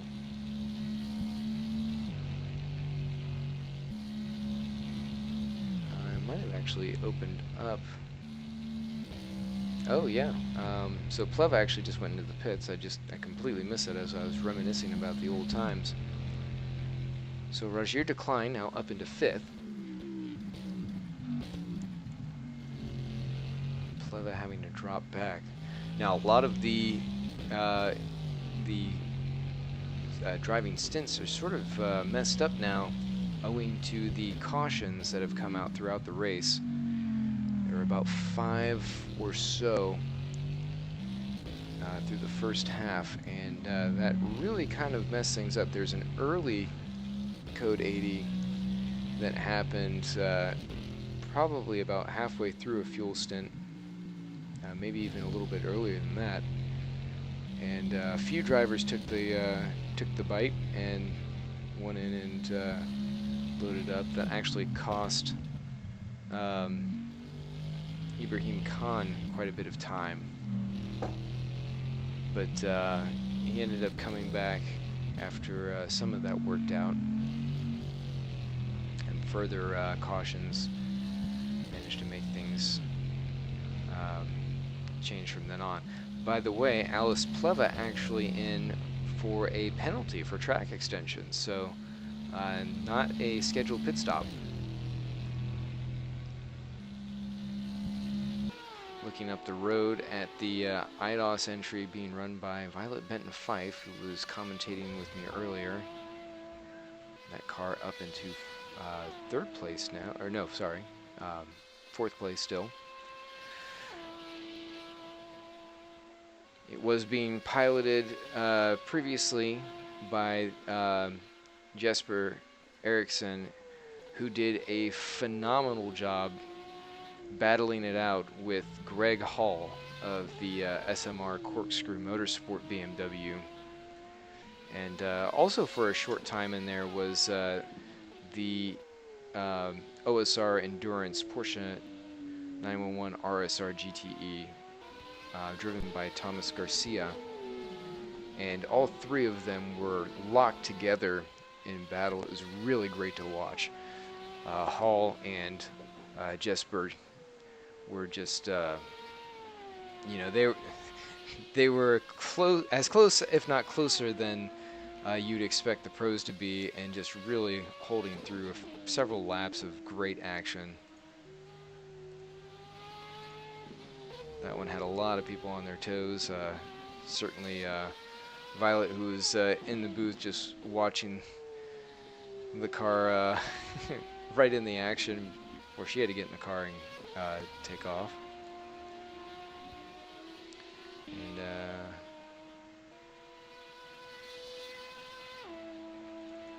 it's interesting, showing Sam Bentley now. So Sam Bentley is, or is it? Let's take a look here. I think the scoring screen is not updated properly yet.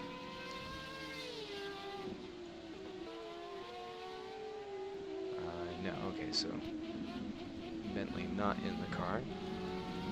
It's actually Hakimi. I'm not sure how Bentley is showing up there. There we go. In the pits.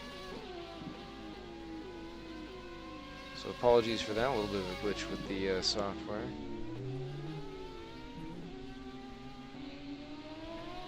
I was going to say, Bentley's typically in LMP2s. Coming out into a little bit of traffic with the TCS off team.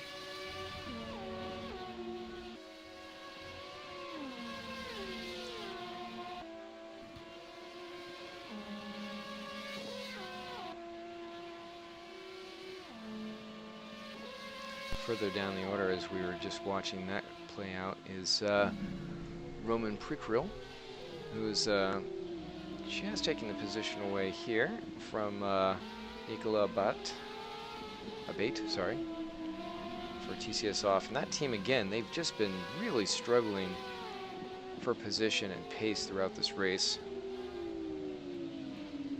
Just not the type of performance that they were hoping to get out of this track.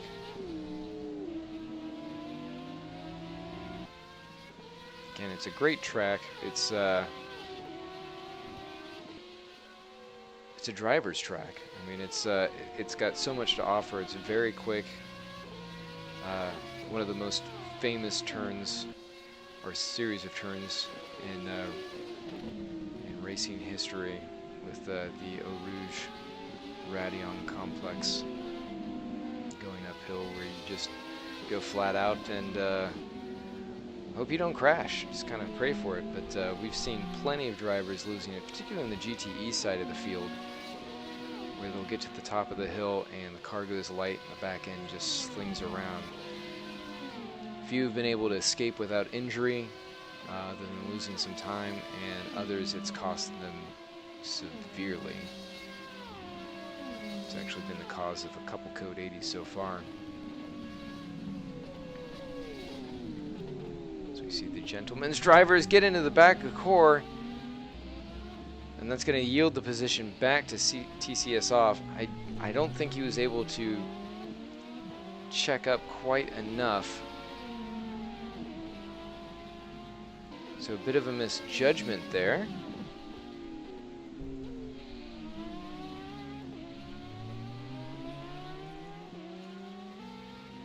By Carlos Pons for the gentleman's drivers.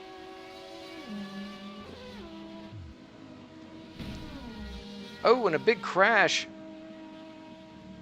Nicholas Abate, who we were just talking about Radion. Commentator's curse happening again.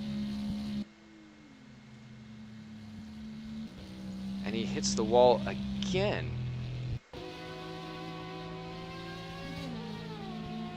So now that we're kind of focused in, we can see exactly where he lost it. I'm pretty sure it's going to be the same story as always. Yeah, just going light right there and trying to not get a track cut. It's such an anxious part of the circuit because you really do not want to keep getting warnings and cop a penalty, but I mean, certainly taking the penalty is going to be better than what you're Full seeing. course yellow in 10 seconds. That's going to be for that incident right there, because 5, 4, 3, 2, 1. Full course yellow in effect.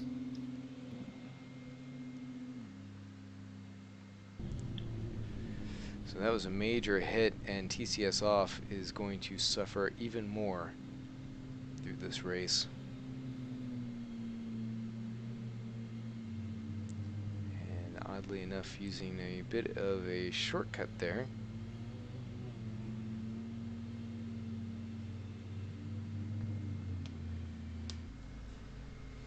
Stewards might be taking a look at that. Not sure if they'll do much about it, considering the amount of damage done and invariably the amount of time that they're going to end up spending in the pits. You're still taking advantage.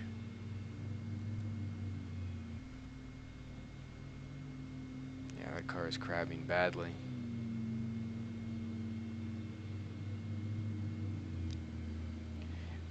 Big shame, because when it doesn't have that damage on it, it looks really good.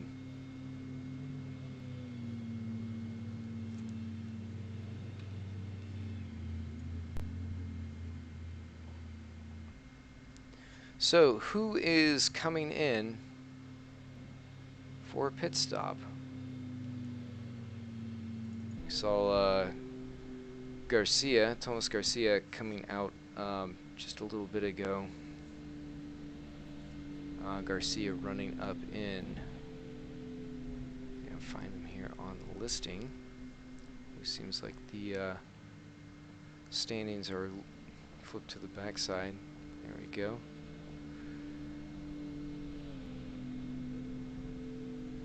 And oh, I'm sorry, that's because they had a driver change.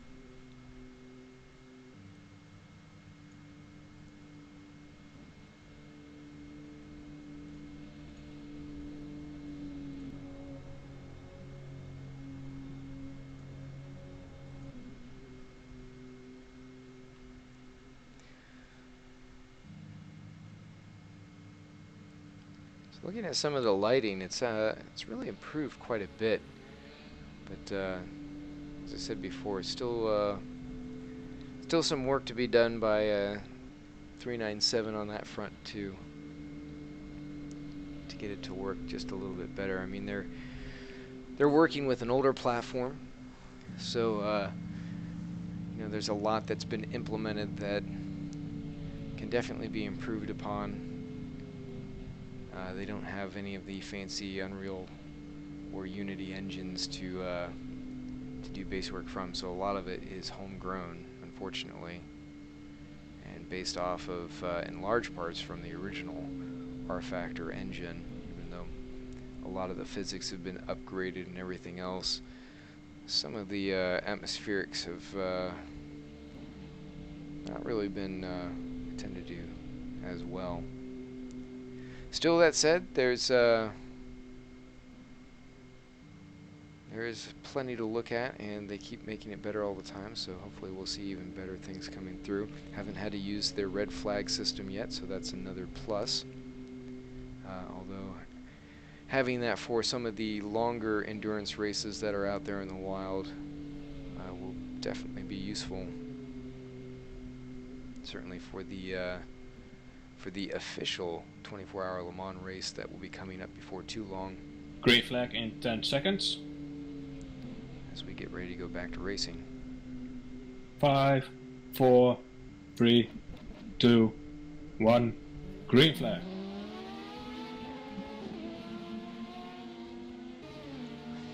Oh, and as we're watching, big off, and it's actually Magnus Kunnerup.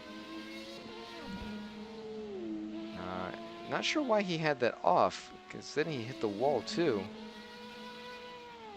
I don't think there's really much damage there, but even a light graze can kind of goof the steering a little bit or set the wheel off, depending on how you hit.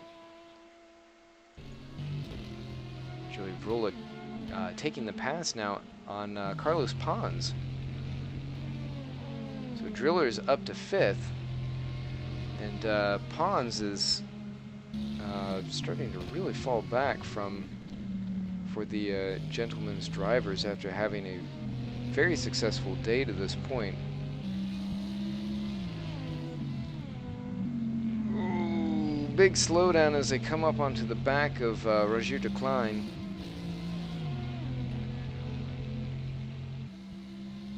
Roger's just holding his line, and that's allowed Pons to kind of have another think about closing in. Little track extension-y there through Blanchimont.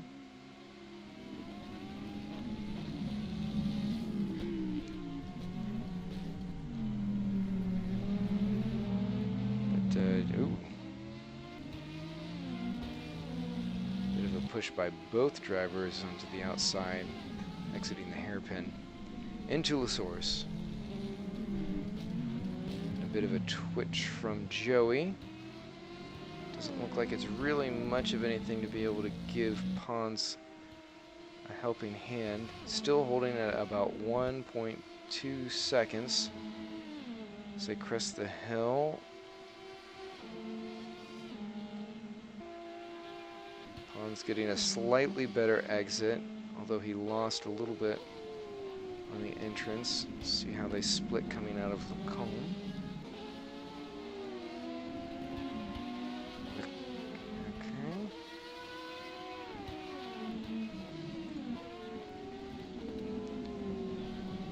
So into Rivage, little GTE trouble. Through X corner.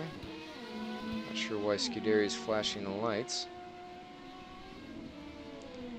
Down into Puhan. Seemingly no issues here. And that's really kind of the end of it as Joey is gapping out a second and a half. So Carlos not able to make up much from that. And currently that is one of the closest battles on track, except we actually have one kicking off here down the order. Right here, coming out of Radion, on board with Joseph Frederick Suto, chasing down Otto Skypala, who had a very interesting beginning race. They were further up the order to start. ended up having to begin from pit road. So this battle is quite a ways down. It's 13th and 14th. Nikola Bate in the TCS off is actually the only car still running that's behind these two. TCS off is going to be licking their wounds from this one.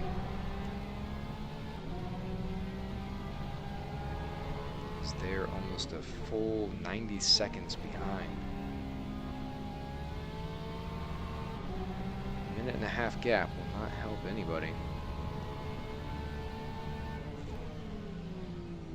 So Sudo was within about half a second, just a little bit before this.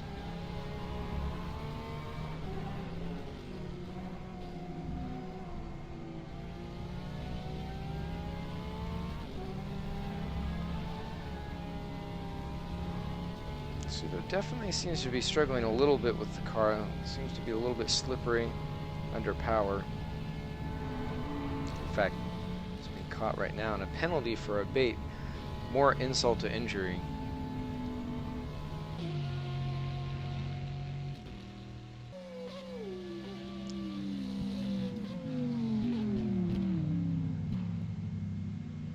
You see the Protocat car coming through. Fancy red Corvette. Protocat Racing being controlled by Gonzalo Costa and Doug Adhikari.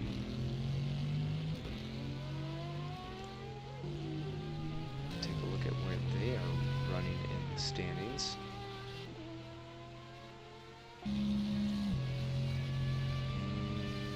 Actually not seeing them.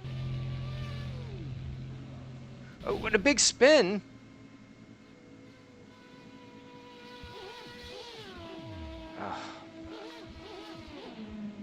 It's a big shunt for Sudo, and that's going to be a broken car. This could be another Code 80.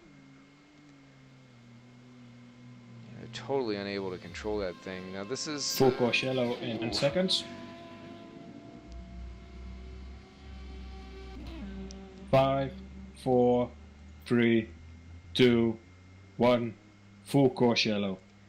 So yet another familiar scene. Unfortunately, just drivers really having a struggle with that back end, and certainly in the GTEs, it's so easy to do because your teams really want to set that wing as low as they can to get the maximum pace out of these long straights, like coming out of La Source.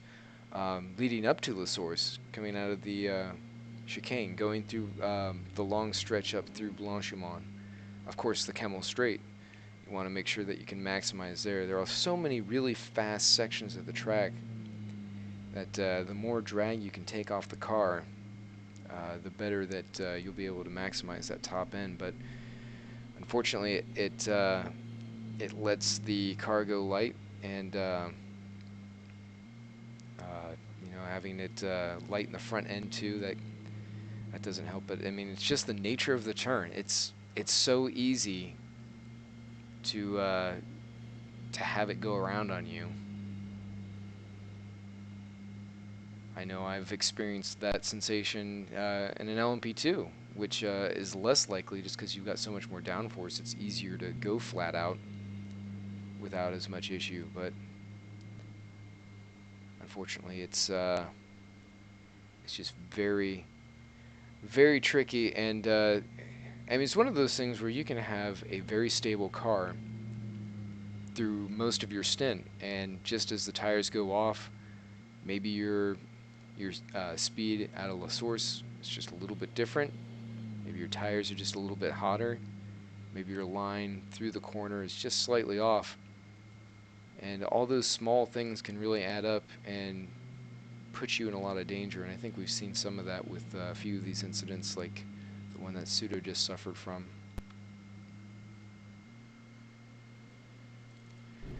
Liam Rance is now coming into the pits for Team VSRA.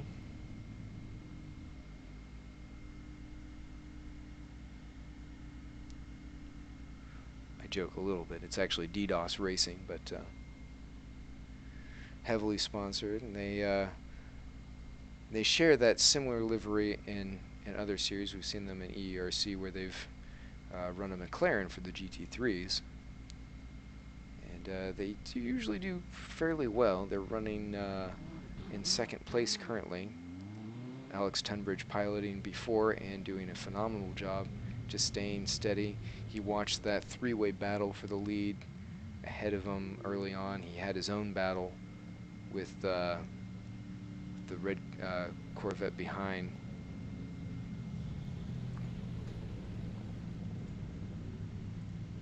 And actually knows it was one of the other Corvettes, I thought.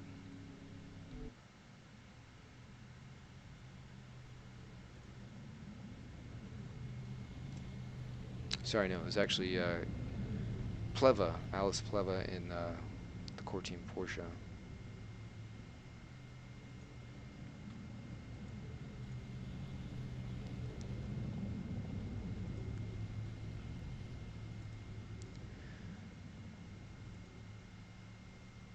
So we are now in the final hour of the race, under caution for a Radeon crash. Any teams that are looking for a quick interview before we get this thing wrapped up, I'm certainly open to it, so go ahead and hit me with the DM or message in TeamSpeak, and we'll get you on the air, see how your race has been, and if you have anything to say for how things have been going for your team or for viewers, and get it out there.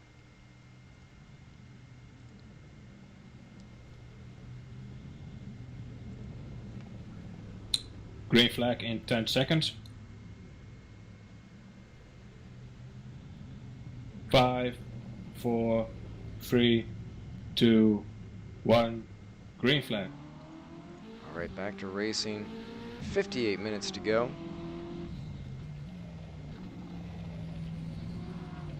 Sudo finally made it back into the pits here.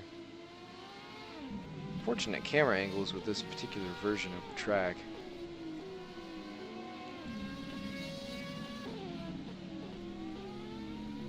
Trying to see if there are any close battles. We've got Joey Vrolik up in 5th place, a few seconds away from Rob Moore and Seawolf. So Driller is running 2nd, 3rd, and 5th, with Seawolf 1st and 4th. First place is now Matthias McKenzie. So Engfist, oh! Who was that? Who just come back on? As we were just talking about the red Corvette in the back there. And so Razi's made up a position as Roger Decline has gone into the pits.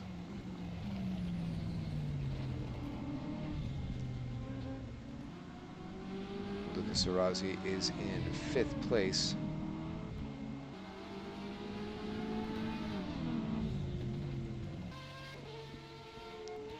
Full course yellow in 10 seconds.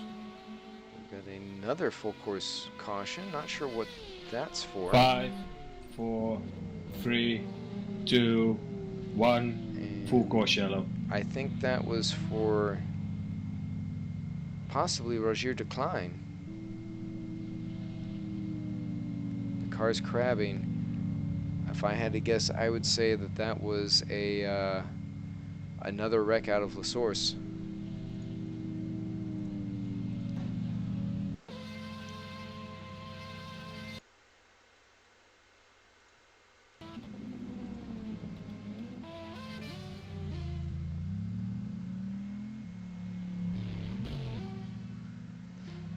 Going back to see if we can find where that was, and it's looking like that's going to be the case. So watching Roger Decline with almost a mirror image of every wreck that we've seen through there, to be honest. That was a hard hit, almost pulled out in front of the LMP2. Ooh, yeah, that car is really badly damaged.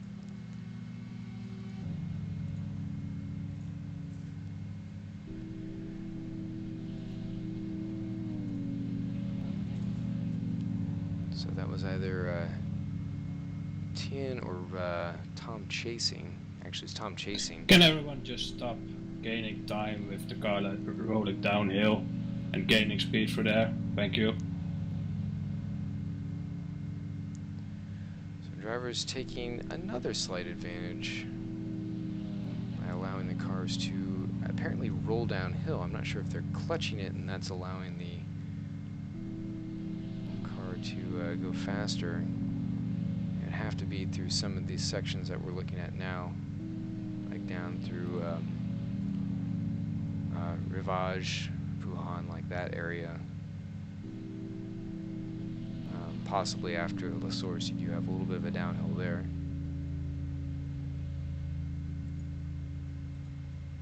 So interesting. Drivers trying to, as they always do, take advantage any way they possibly can. So this team right here, Roger Decline, bringing out the 7th or 8th caution at this point, I want to say. And yeah, the Scuderia team, sponsored by the pits, has just not had a great day. They'd gotten up to 5th before that incident, and they're going to be in the pits for quite a while. Radek Sirk, who's in core team number 32, so the other core team, actually the highest placing one right now, who was up in the top 3 earlier on in the race, they will make the pass. Amir Hazik, who's running back behind them, about another 50 seconds back, so they will likely make the pass as well. So 2, possibly 3 spots being yielded here, and they're going to fall back to probably 8th. So they're on pit road now. Green flag in 10 seconds. There we go. 5, 4, 3, 2, 1. Green flag. All right, back to racing.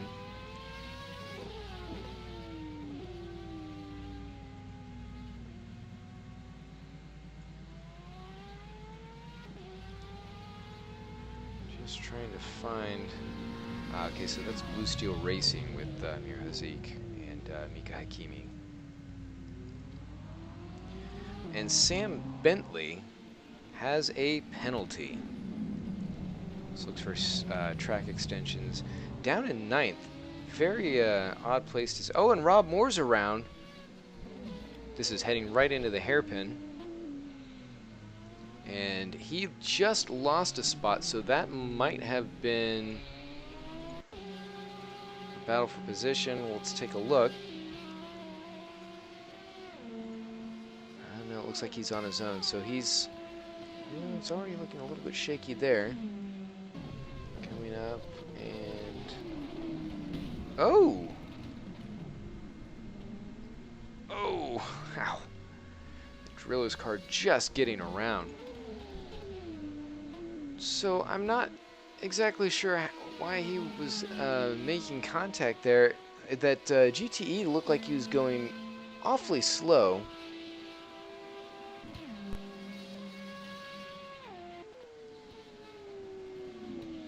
And he just kind of plowed into the back of him. Now he was going quite a bit faster, but he still should have been able to make it. I think that was into the back of Suda, who's right in front. There, down in 15th. Moving well out of the way this time. Pseudo had an incident earlier on. And Ian Lonchar, a little bit of an entanglement here with Gentleman's drivers. Carlos Pons doing everything he can just to stay out of the way. My goodness, so cautions, well, we're trying to breed more cautions. So here's Lonchar, going in through the complex with Melody.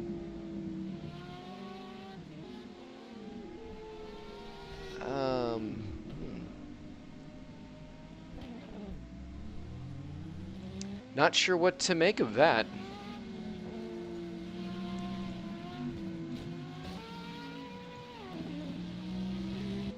So either some miscommunication or possible adjustment for an earlier perceived slight against gentlemen's drivers. Not entirely certain there. And we have another car off. It's the number 12. Core Team Racing.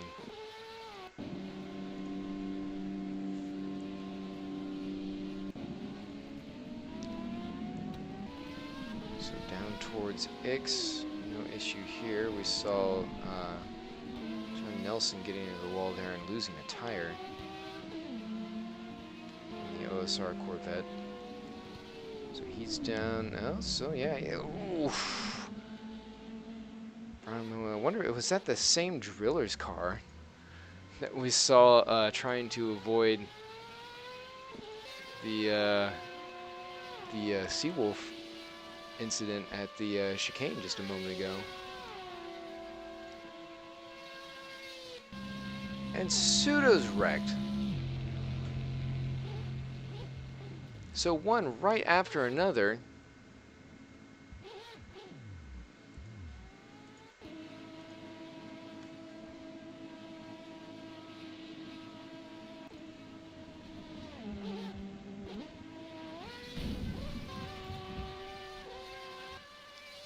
And this is going to be another carbon copy.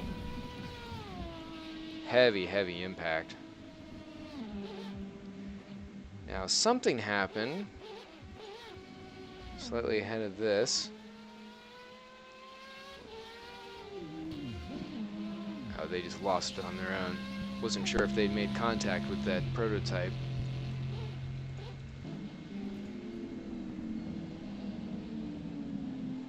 But no full course caution. Looks like things are underhand. In hand, not underhanded.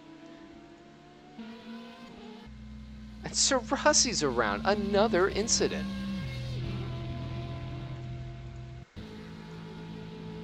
Full course yellow in 10 seconds. Stewart's throwing in the towel on this one. 5, 4, 3, 2, 1. Full course yellow. And this is... Oh, wow. Now that's interesting. Almost caught it, but ended up going straight into the wall the other way. Ugh.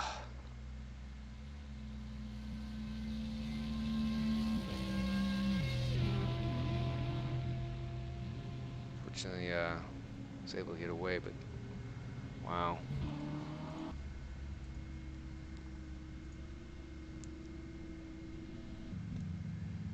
Yeah, that's some major, major damage on Sarazi's car. Lucas Sarazi with the, I was going to say the Millennial Falcons, but I think they're actually out of the race after that earlier incident. Sorry, this is with the other Blue Bolt Racing entry. Sorry, actually the only Blue Bolt, I was thinking of Blue Steel. Not the same. Martin Farkas is in, as was Jan Voznica.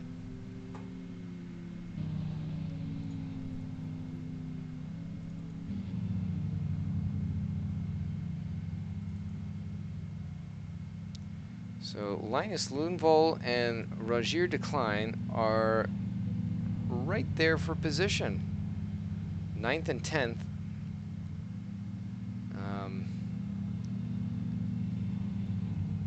So they almost look like they're racing for position while under caution. They're just trying to stay as close as they can to each other. Lundvall really wants to try and get a jump once we go back to green. And Rogier is ready to block him.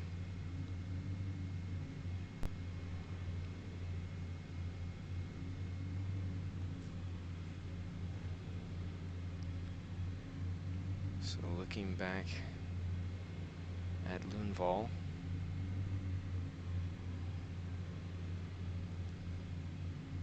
Now that solo car has just been really struggling to get things done today. They've been just totally caught up in a bunch of different incidents. Going back to green in 10 seconds.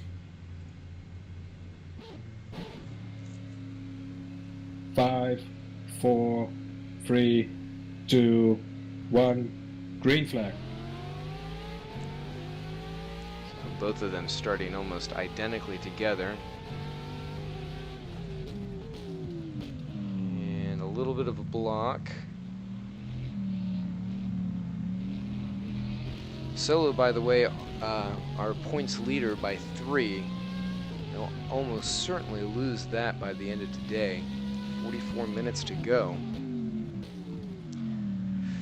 Running very up close to the backside, so they want to be able to salvage as many points as they possibly can. They're coming off of a win last month at Imola. And after today, there are only 2 races left, so to have that tenuous grasp on the lead by just a couple points, and we'll be heading to Istanbul and Nürburgring, I believe, for the final race. So the pass is made. Raju decline back to 10th. Solo to 9th. That will definitely help them just to hold on a few more points in the series.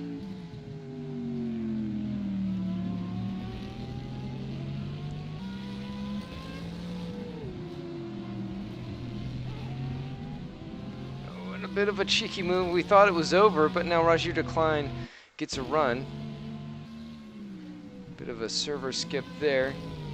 Everyone seems to be all right now. Ball going a little bit wide on the corner, but they might say, oh, we've got LMP2s. Raju Decline's going to have a narrow line down through this complex. And then out of Fania into Stavolo. And Solo Porsche is going to be close enough to grab some slipstream, and I think he got a fairly decent run out of the corner too. So this might kick off here, yeah, as they're going up through Blanchimont. This is the site where we saw the other Corvette go off and slam the wall, get taken out with LMP2s around. Fortunately, not the same issue here. Ball not able to really do much on the entrance at the chicane.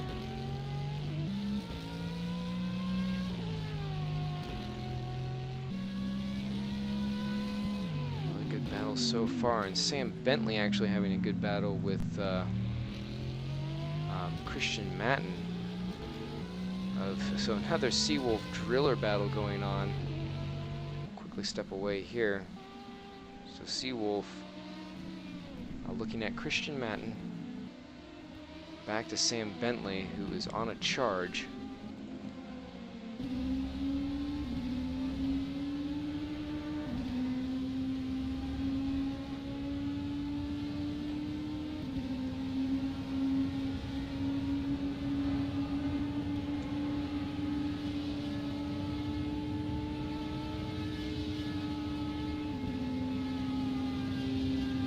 Sounds like we've got a GTE in the braking zone. Things cording up just a little bit, mostly fine.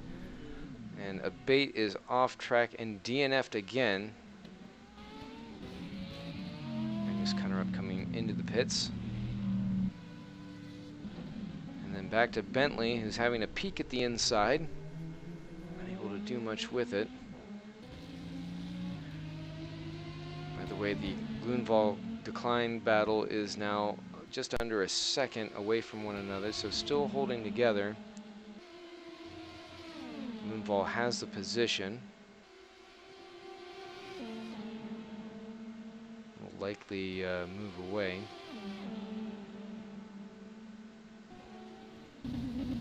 On board with Bentley, looking ahead.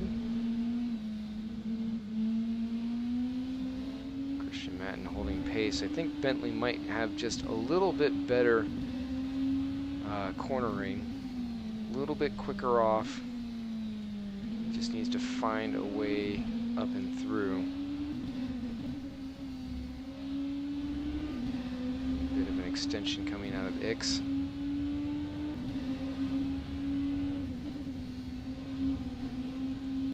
Costa had a bit of a problem. Losing a position to Magnus Kunnerup after he had an off. Car looking a little bit slidey.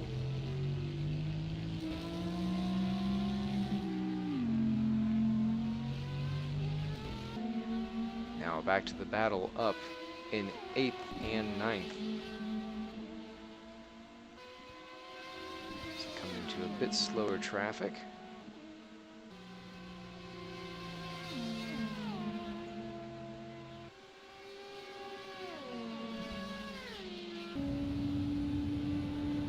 On board again with Bentley.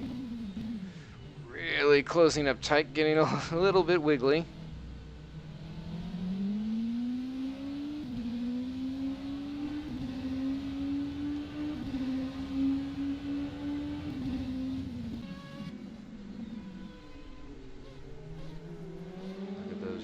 Glow.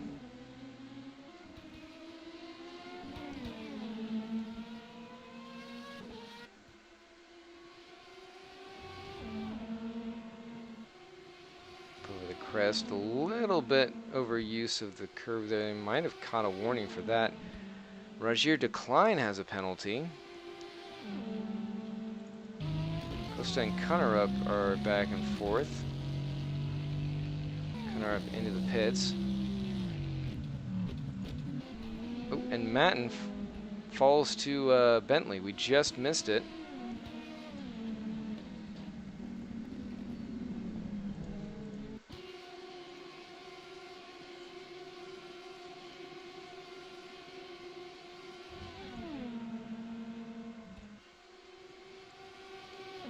So it looks like Bentley got a good run out of Radion. Caught some slipstream, poked it up the inside. Good clean pass, good driving by both racers.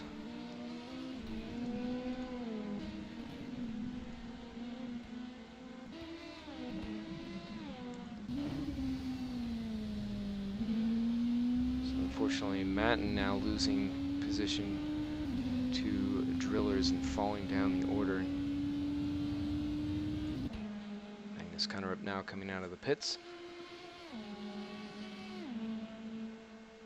If we take a look at what's going on in the order, it is Seawolf, Drillers, Drillers, Drillers, Seawolf, with McKenzie and Moore sandwiching around the three Drillers cars, all separated by about 40 to 50 seconds, except Rob Moore is about half that to Rolik.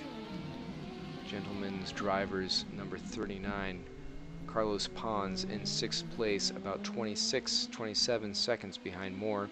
Tom Chasing a little less than that in 7th place, with Sam Bentley now about 7 to 8 seconds away from Chasing, so he might be able to go after Sim Apex. But Gentlemen's and Sim Apex in 6th and 7th are the only non-Driller Seawolf cars in the top 10. Oh, I take that back. Actually, Grimelli, Martin Farkas in the 909 is in 10th, although about to go a lap down. I'm not sure how far away Alex Schmertz is in the SMR Corkscrew Motorsport number 9.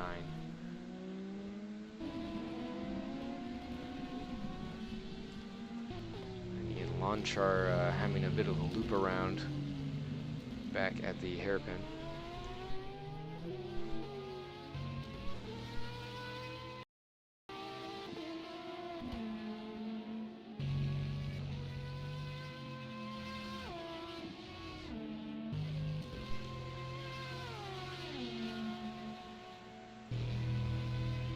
Doesn't look like he's too off pace there. Might be a little bit damaged.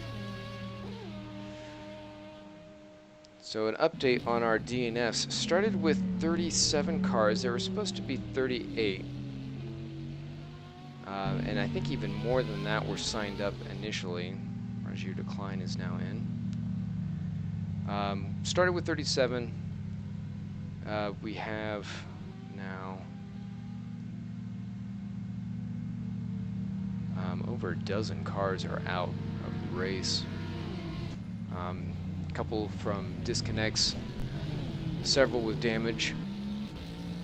We saw Alex Jones catch some big damage as he was driven off track. Ben Crooks and Alex Hallows also some major damage from wrecks that they had.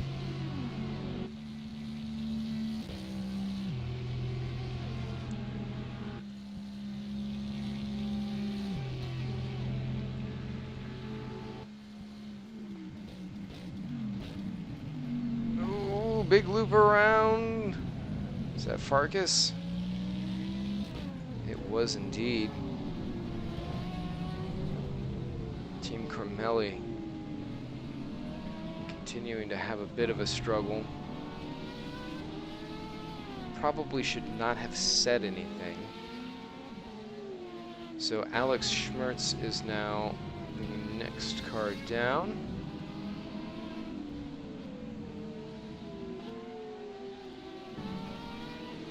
Let's see if we can find him. There he is. Oh, because he's actually in GTE, so Martin Farkas not really losing anything, but certainly not gaining anything.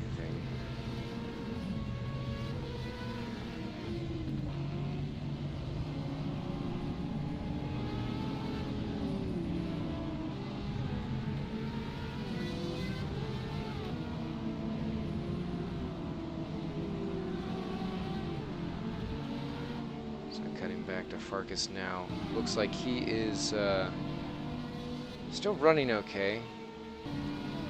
Just really tight into that braking zone. Is a little bit congested, and he's going to have some traffic leading up through Blanchimont. Let's hope we don't see a repeat of what we had earlier on in the race.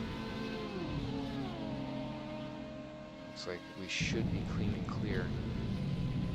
What's coming up? Is that the yeah, that is DDoS. It's a little bit squirrely through that section, but mostly fine.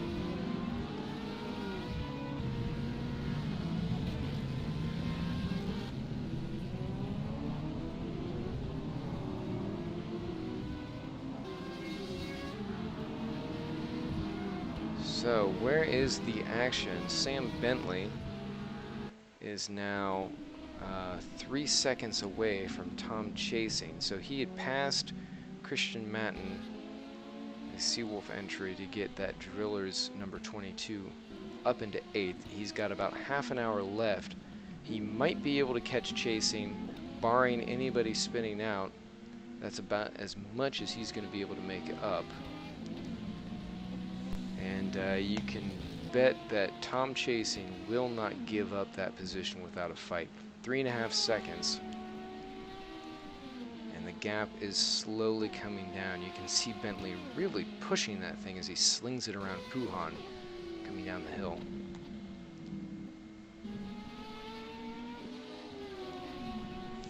Penalty for Ian Lonchar for track extensions. Sam Bentley gets behind the Solo Racing car, GTE points leader, but not leading much of anything today besides the standings.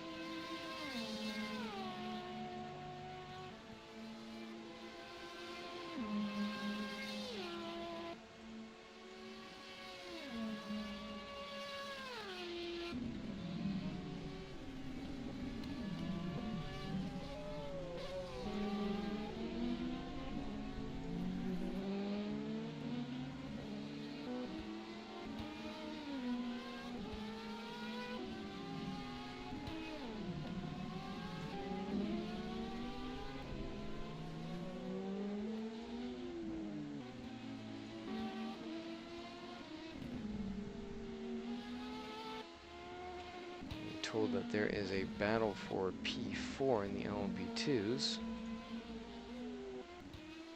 but not really seeing that taking place yet. Joey Vrolik on screen now in 4th place with Rob Moore about 24 seconds behind. Now that gap is coming down a little bit, but not very quickly. We do have a battle, however, for first place in the GTEs. Schmertz and Liam Rance.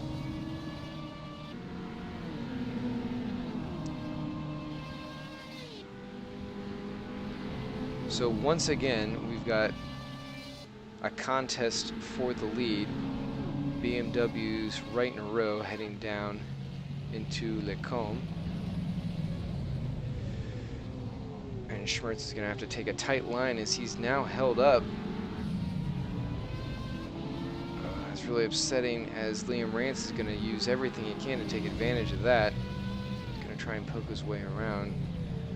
Liam, no stranger to using a little bit of shoulder and hip to get what he needs done. Certainly closing in with under 30 minutes to go. Ooh, a little bit of big wiggle.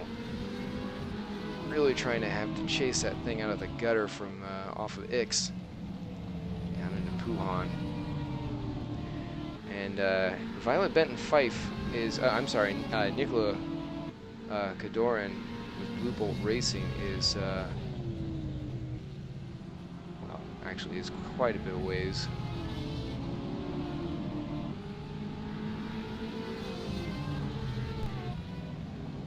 Trying to pull up that information right now.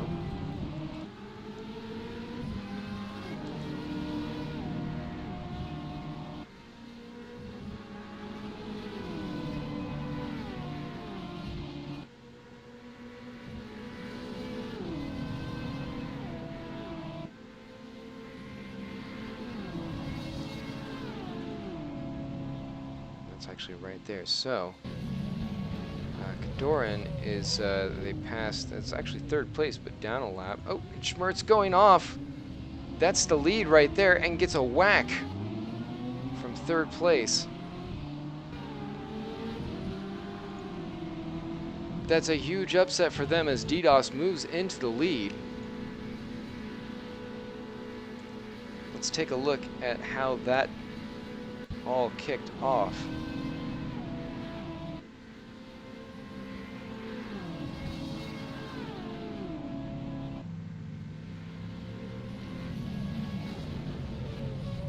And they just straight lined it, cost themselves the lead, and then picked up a little bit of a damage right there as they came back on track. They may even catch a penalty for that, the way they came back on.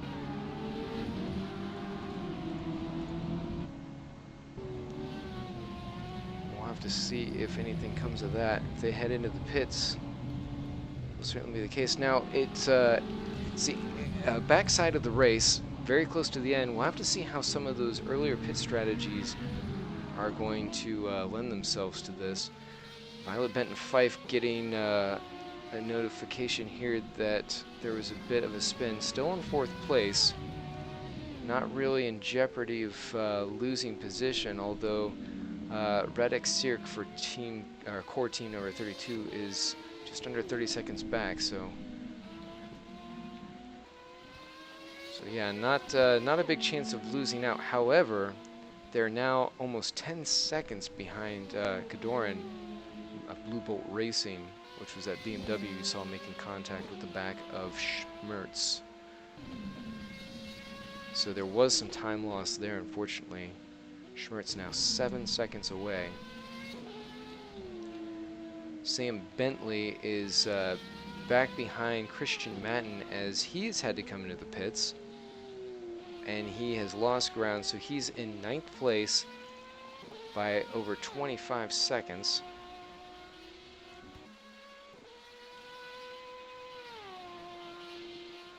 And I think he's still in the pits. Yeah, so there's no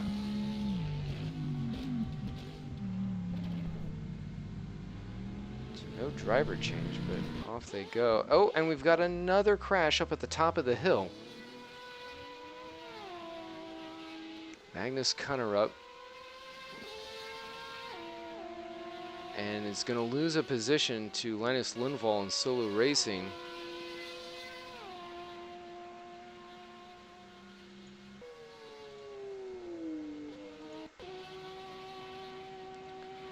Lundvall is now up to 8th, so that's really going to help them. again, our points leader heading into this.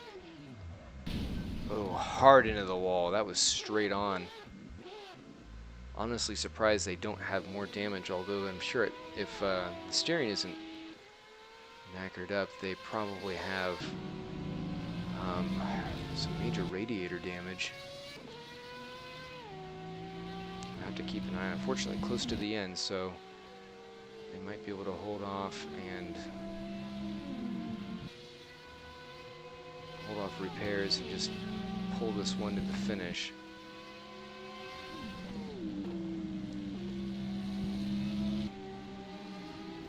Cutter up now 3 seconds ahead of Roger Decline, so that gap is going to come down pretty quickly. And Tom Chasing is now getting past, it looks like. Yeah, so he's in. And Chasing is going to, oh, they were pretty close. So Matten is actually now ahead of Sim Apex, up to 7th place. And Voznica is also, sorry, not Jan. Got some dated information there. We had a bit of a driver change.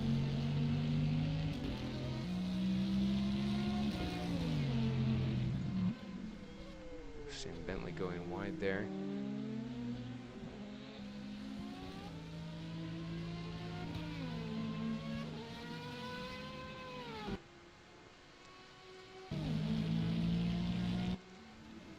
Jan Voznica, ooh, big slide heading down to Puhan. Managed to gather it up real quick though.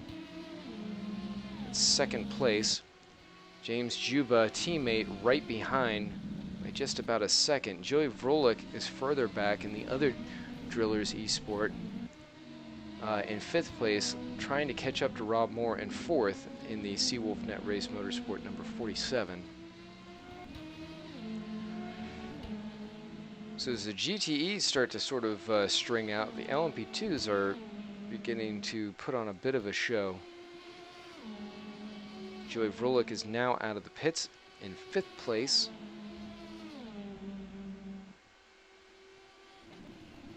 So it's Mackenzie of Seawolf, Voznica of Drillers, Juba of Drillers, Moore of Seawolf, Vrolik of Drillers. That's your top 5. Then you've got Pons of Gentlemen's Drivers, Matten of Seawolf, Chasing of Sim Apex, Bentley of Drillers, and Martin Farkas of Gramelli. And that is all we have for LMP2s anymore that are out there still running.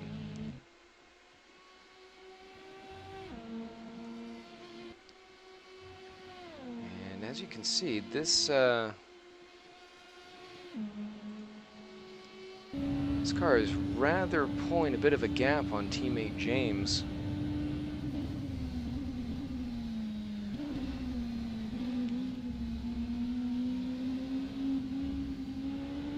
Closest battle right now, Carlos Pons of Gentlemen Drivers is 9 to 10 seconds away from Joey Vrolik in the Drillers eSport Academy. Carlos Pons, Gentlemen Drivers, they were up on the podium and just slowly been backsliding. Big push on the track extensions there. Drivers finding they can get away with it a little bit more, but they really should be careful not to test too much.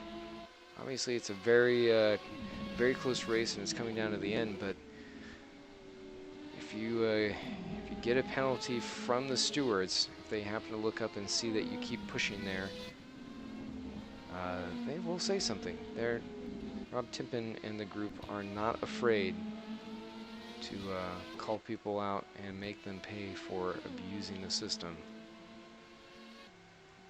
James is now about 4.5 seconds plus back behind Jan Voznica.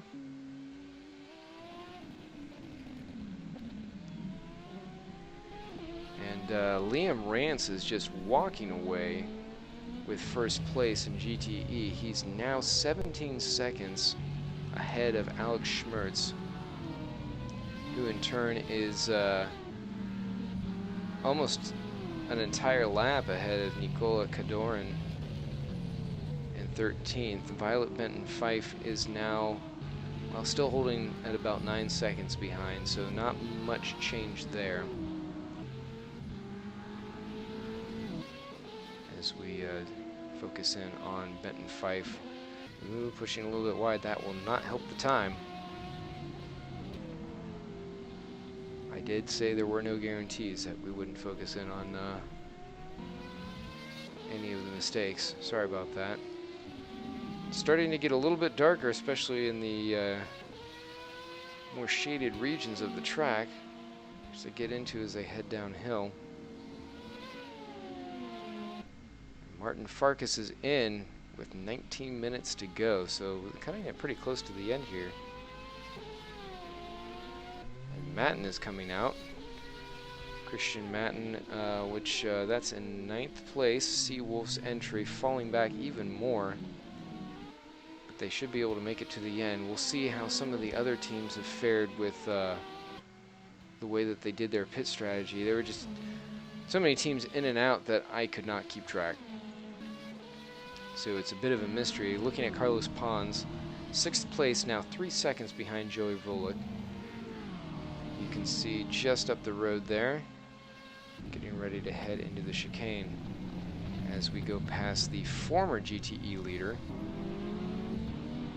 Alex Schmertz, who gave up the ghost and went long into the chicane, gifting the lead to DDoS. Of course, they did have to come in and pit still due to a bit of an off-stint strategy, taking advantage of some of the code 80s that took place.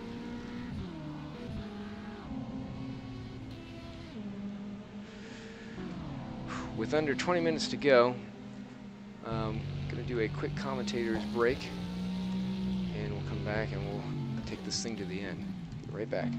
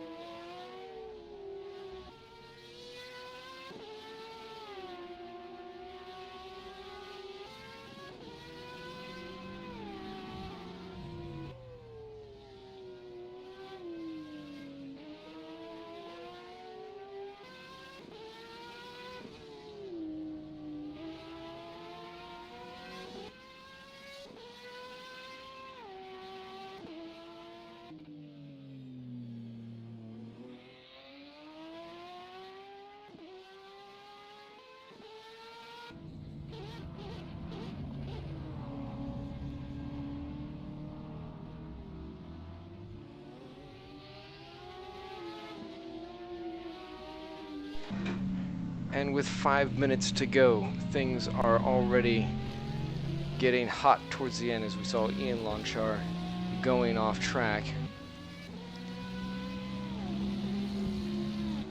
Looking at solo racing right now.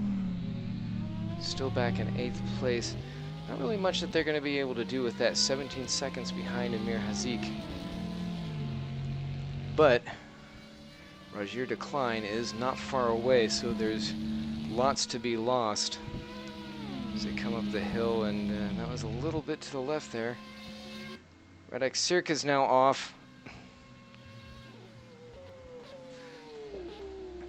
Sirk is up the grid a bit too, 14th overall and 4th, now down to 5th after that heavy impact.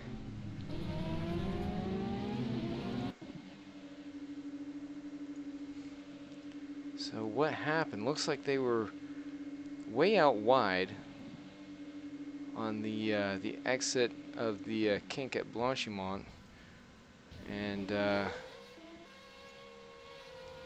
okay, so coming into the corner. Oh, so they got caught up in Scuderia's incident, and that's a huge impact. And then again back into the wall.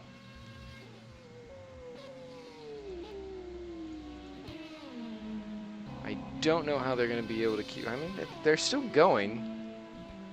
So I guess they're going to try and make it to the end.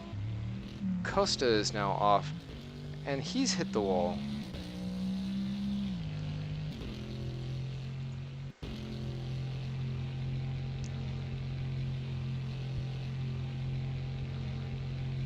That was at the top of La Source. What was he doing way out there?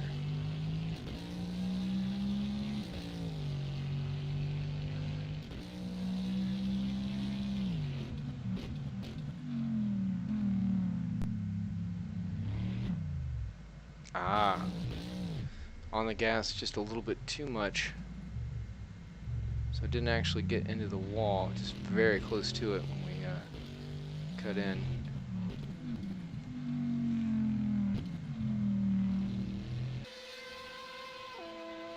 Mikhail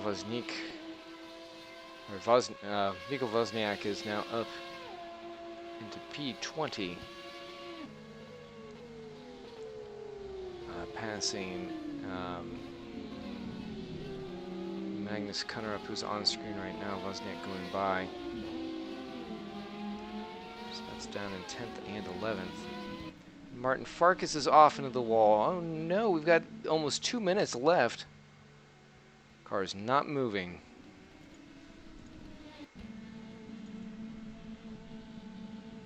And it looks like it's down near Puhan.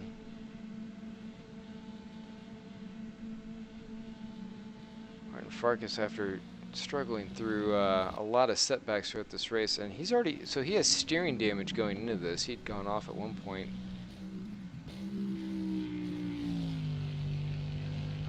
Okay, so he might have just stalled it. Having just a bit of a moment. Yeah, so he's got that thing running again.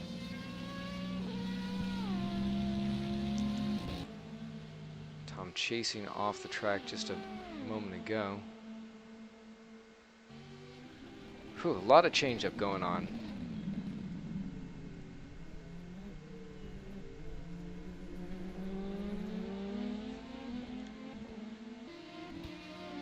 So Tom chasing down Carlos Pons for 5th place. The only two non-drillers or Seawolves teams up in the top, and we did have a change for the lead as Jan Woznica has taken it away from Matthias McKenzie after they'd fought so hard to get the Seawolf car up into the top position. They're 26 seconds back, and the time is about to run out. It's going to be close, so 38 seconds. Coming up through Blanchimont. So it's going to be one more lap to go as Voznica comes around, snakes through the hairpin at the end, and takes the white flag as the time is about to run out. And Christian Madden is now getting a penalty. So the other Seawolf car up in the top 10, one of the three, is suffering badly for that. So they'll probably drop behind their teammate of Rob Moore in the number 47. Because I don't think there's going to be enough time for them to do it. So now it is the final lap. The drivers who were behind are going to have to go ahead and do one more. Chasing is going to... Oh boy! Oh, and Pons is off. Oh boy! So he's a big wiggle there. He tries to keep it under control. 3 wide. Oh no! Right at the end of the race. They still have another lap to go.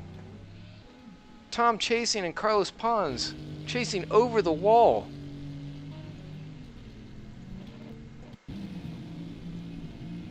I have to see that again. That was huge. This was 4th position on the last lap.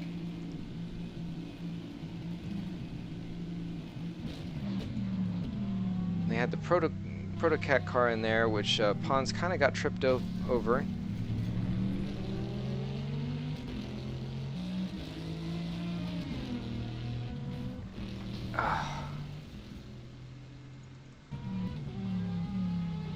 And was sent up and over the wall.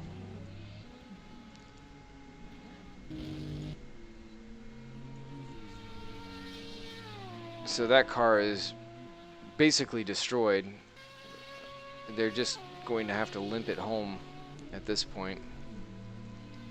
I don't think they're going to be able to lose any more positions. And James Juba has now DQ'd.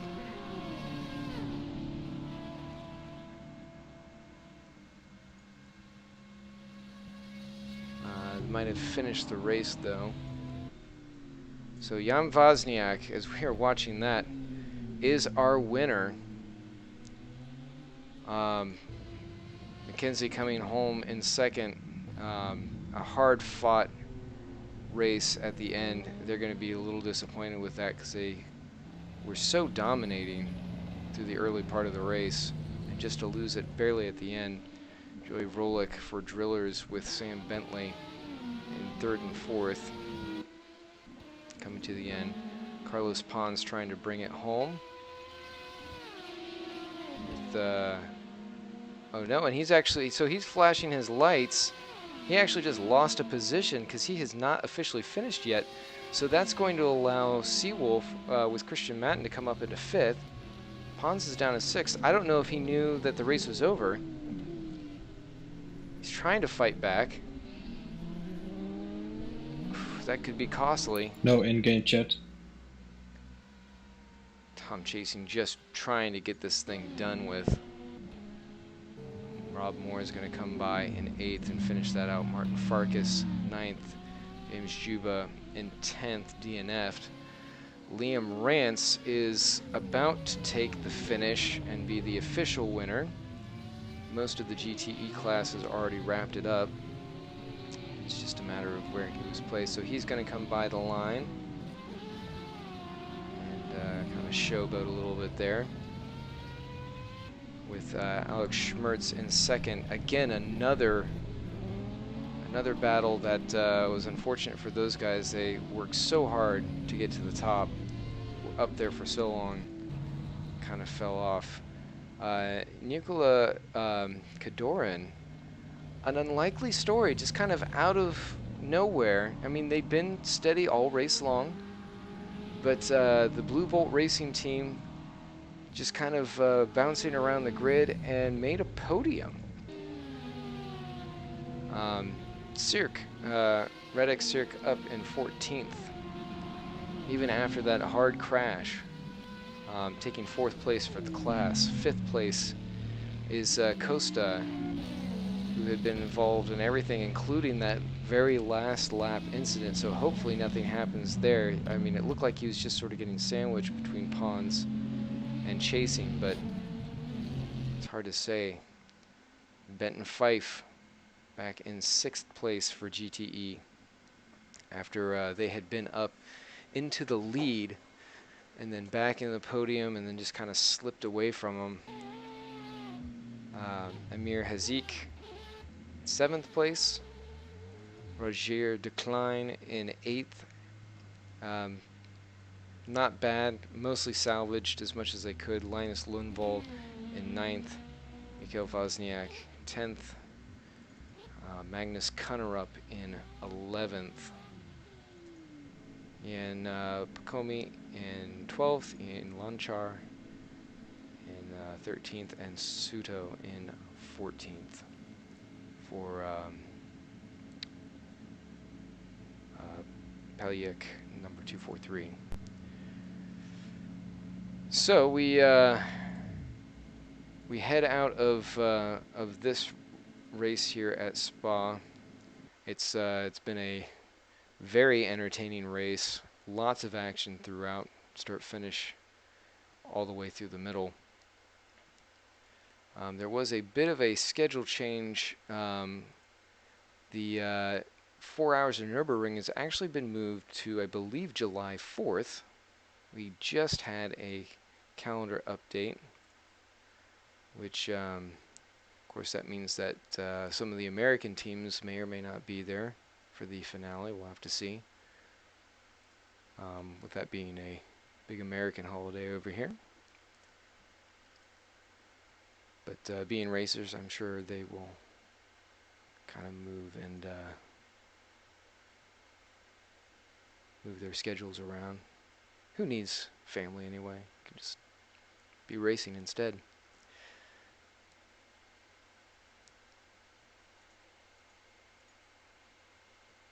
So this was the standings going into today's race.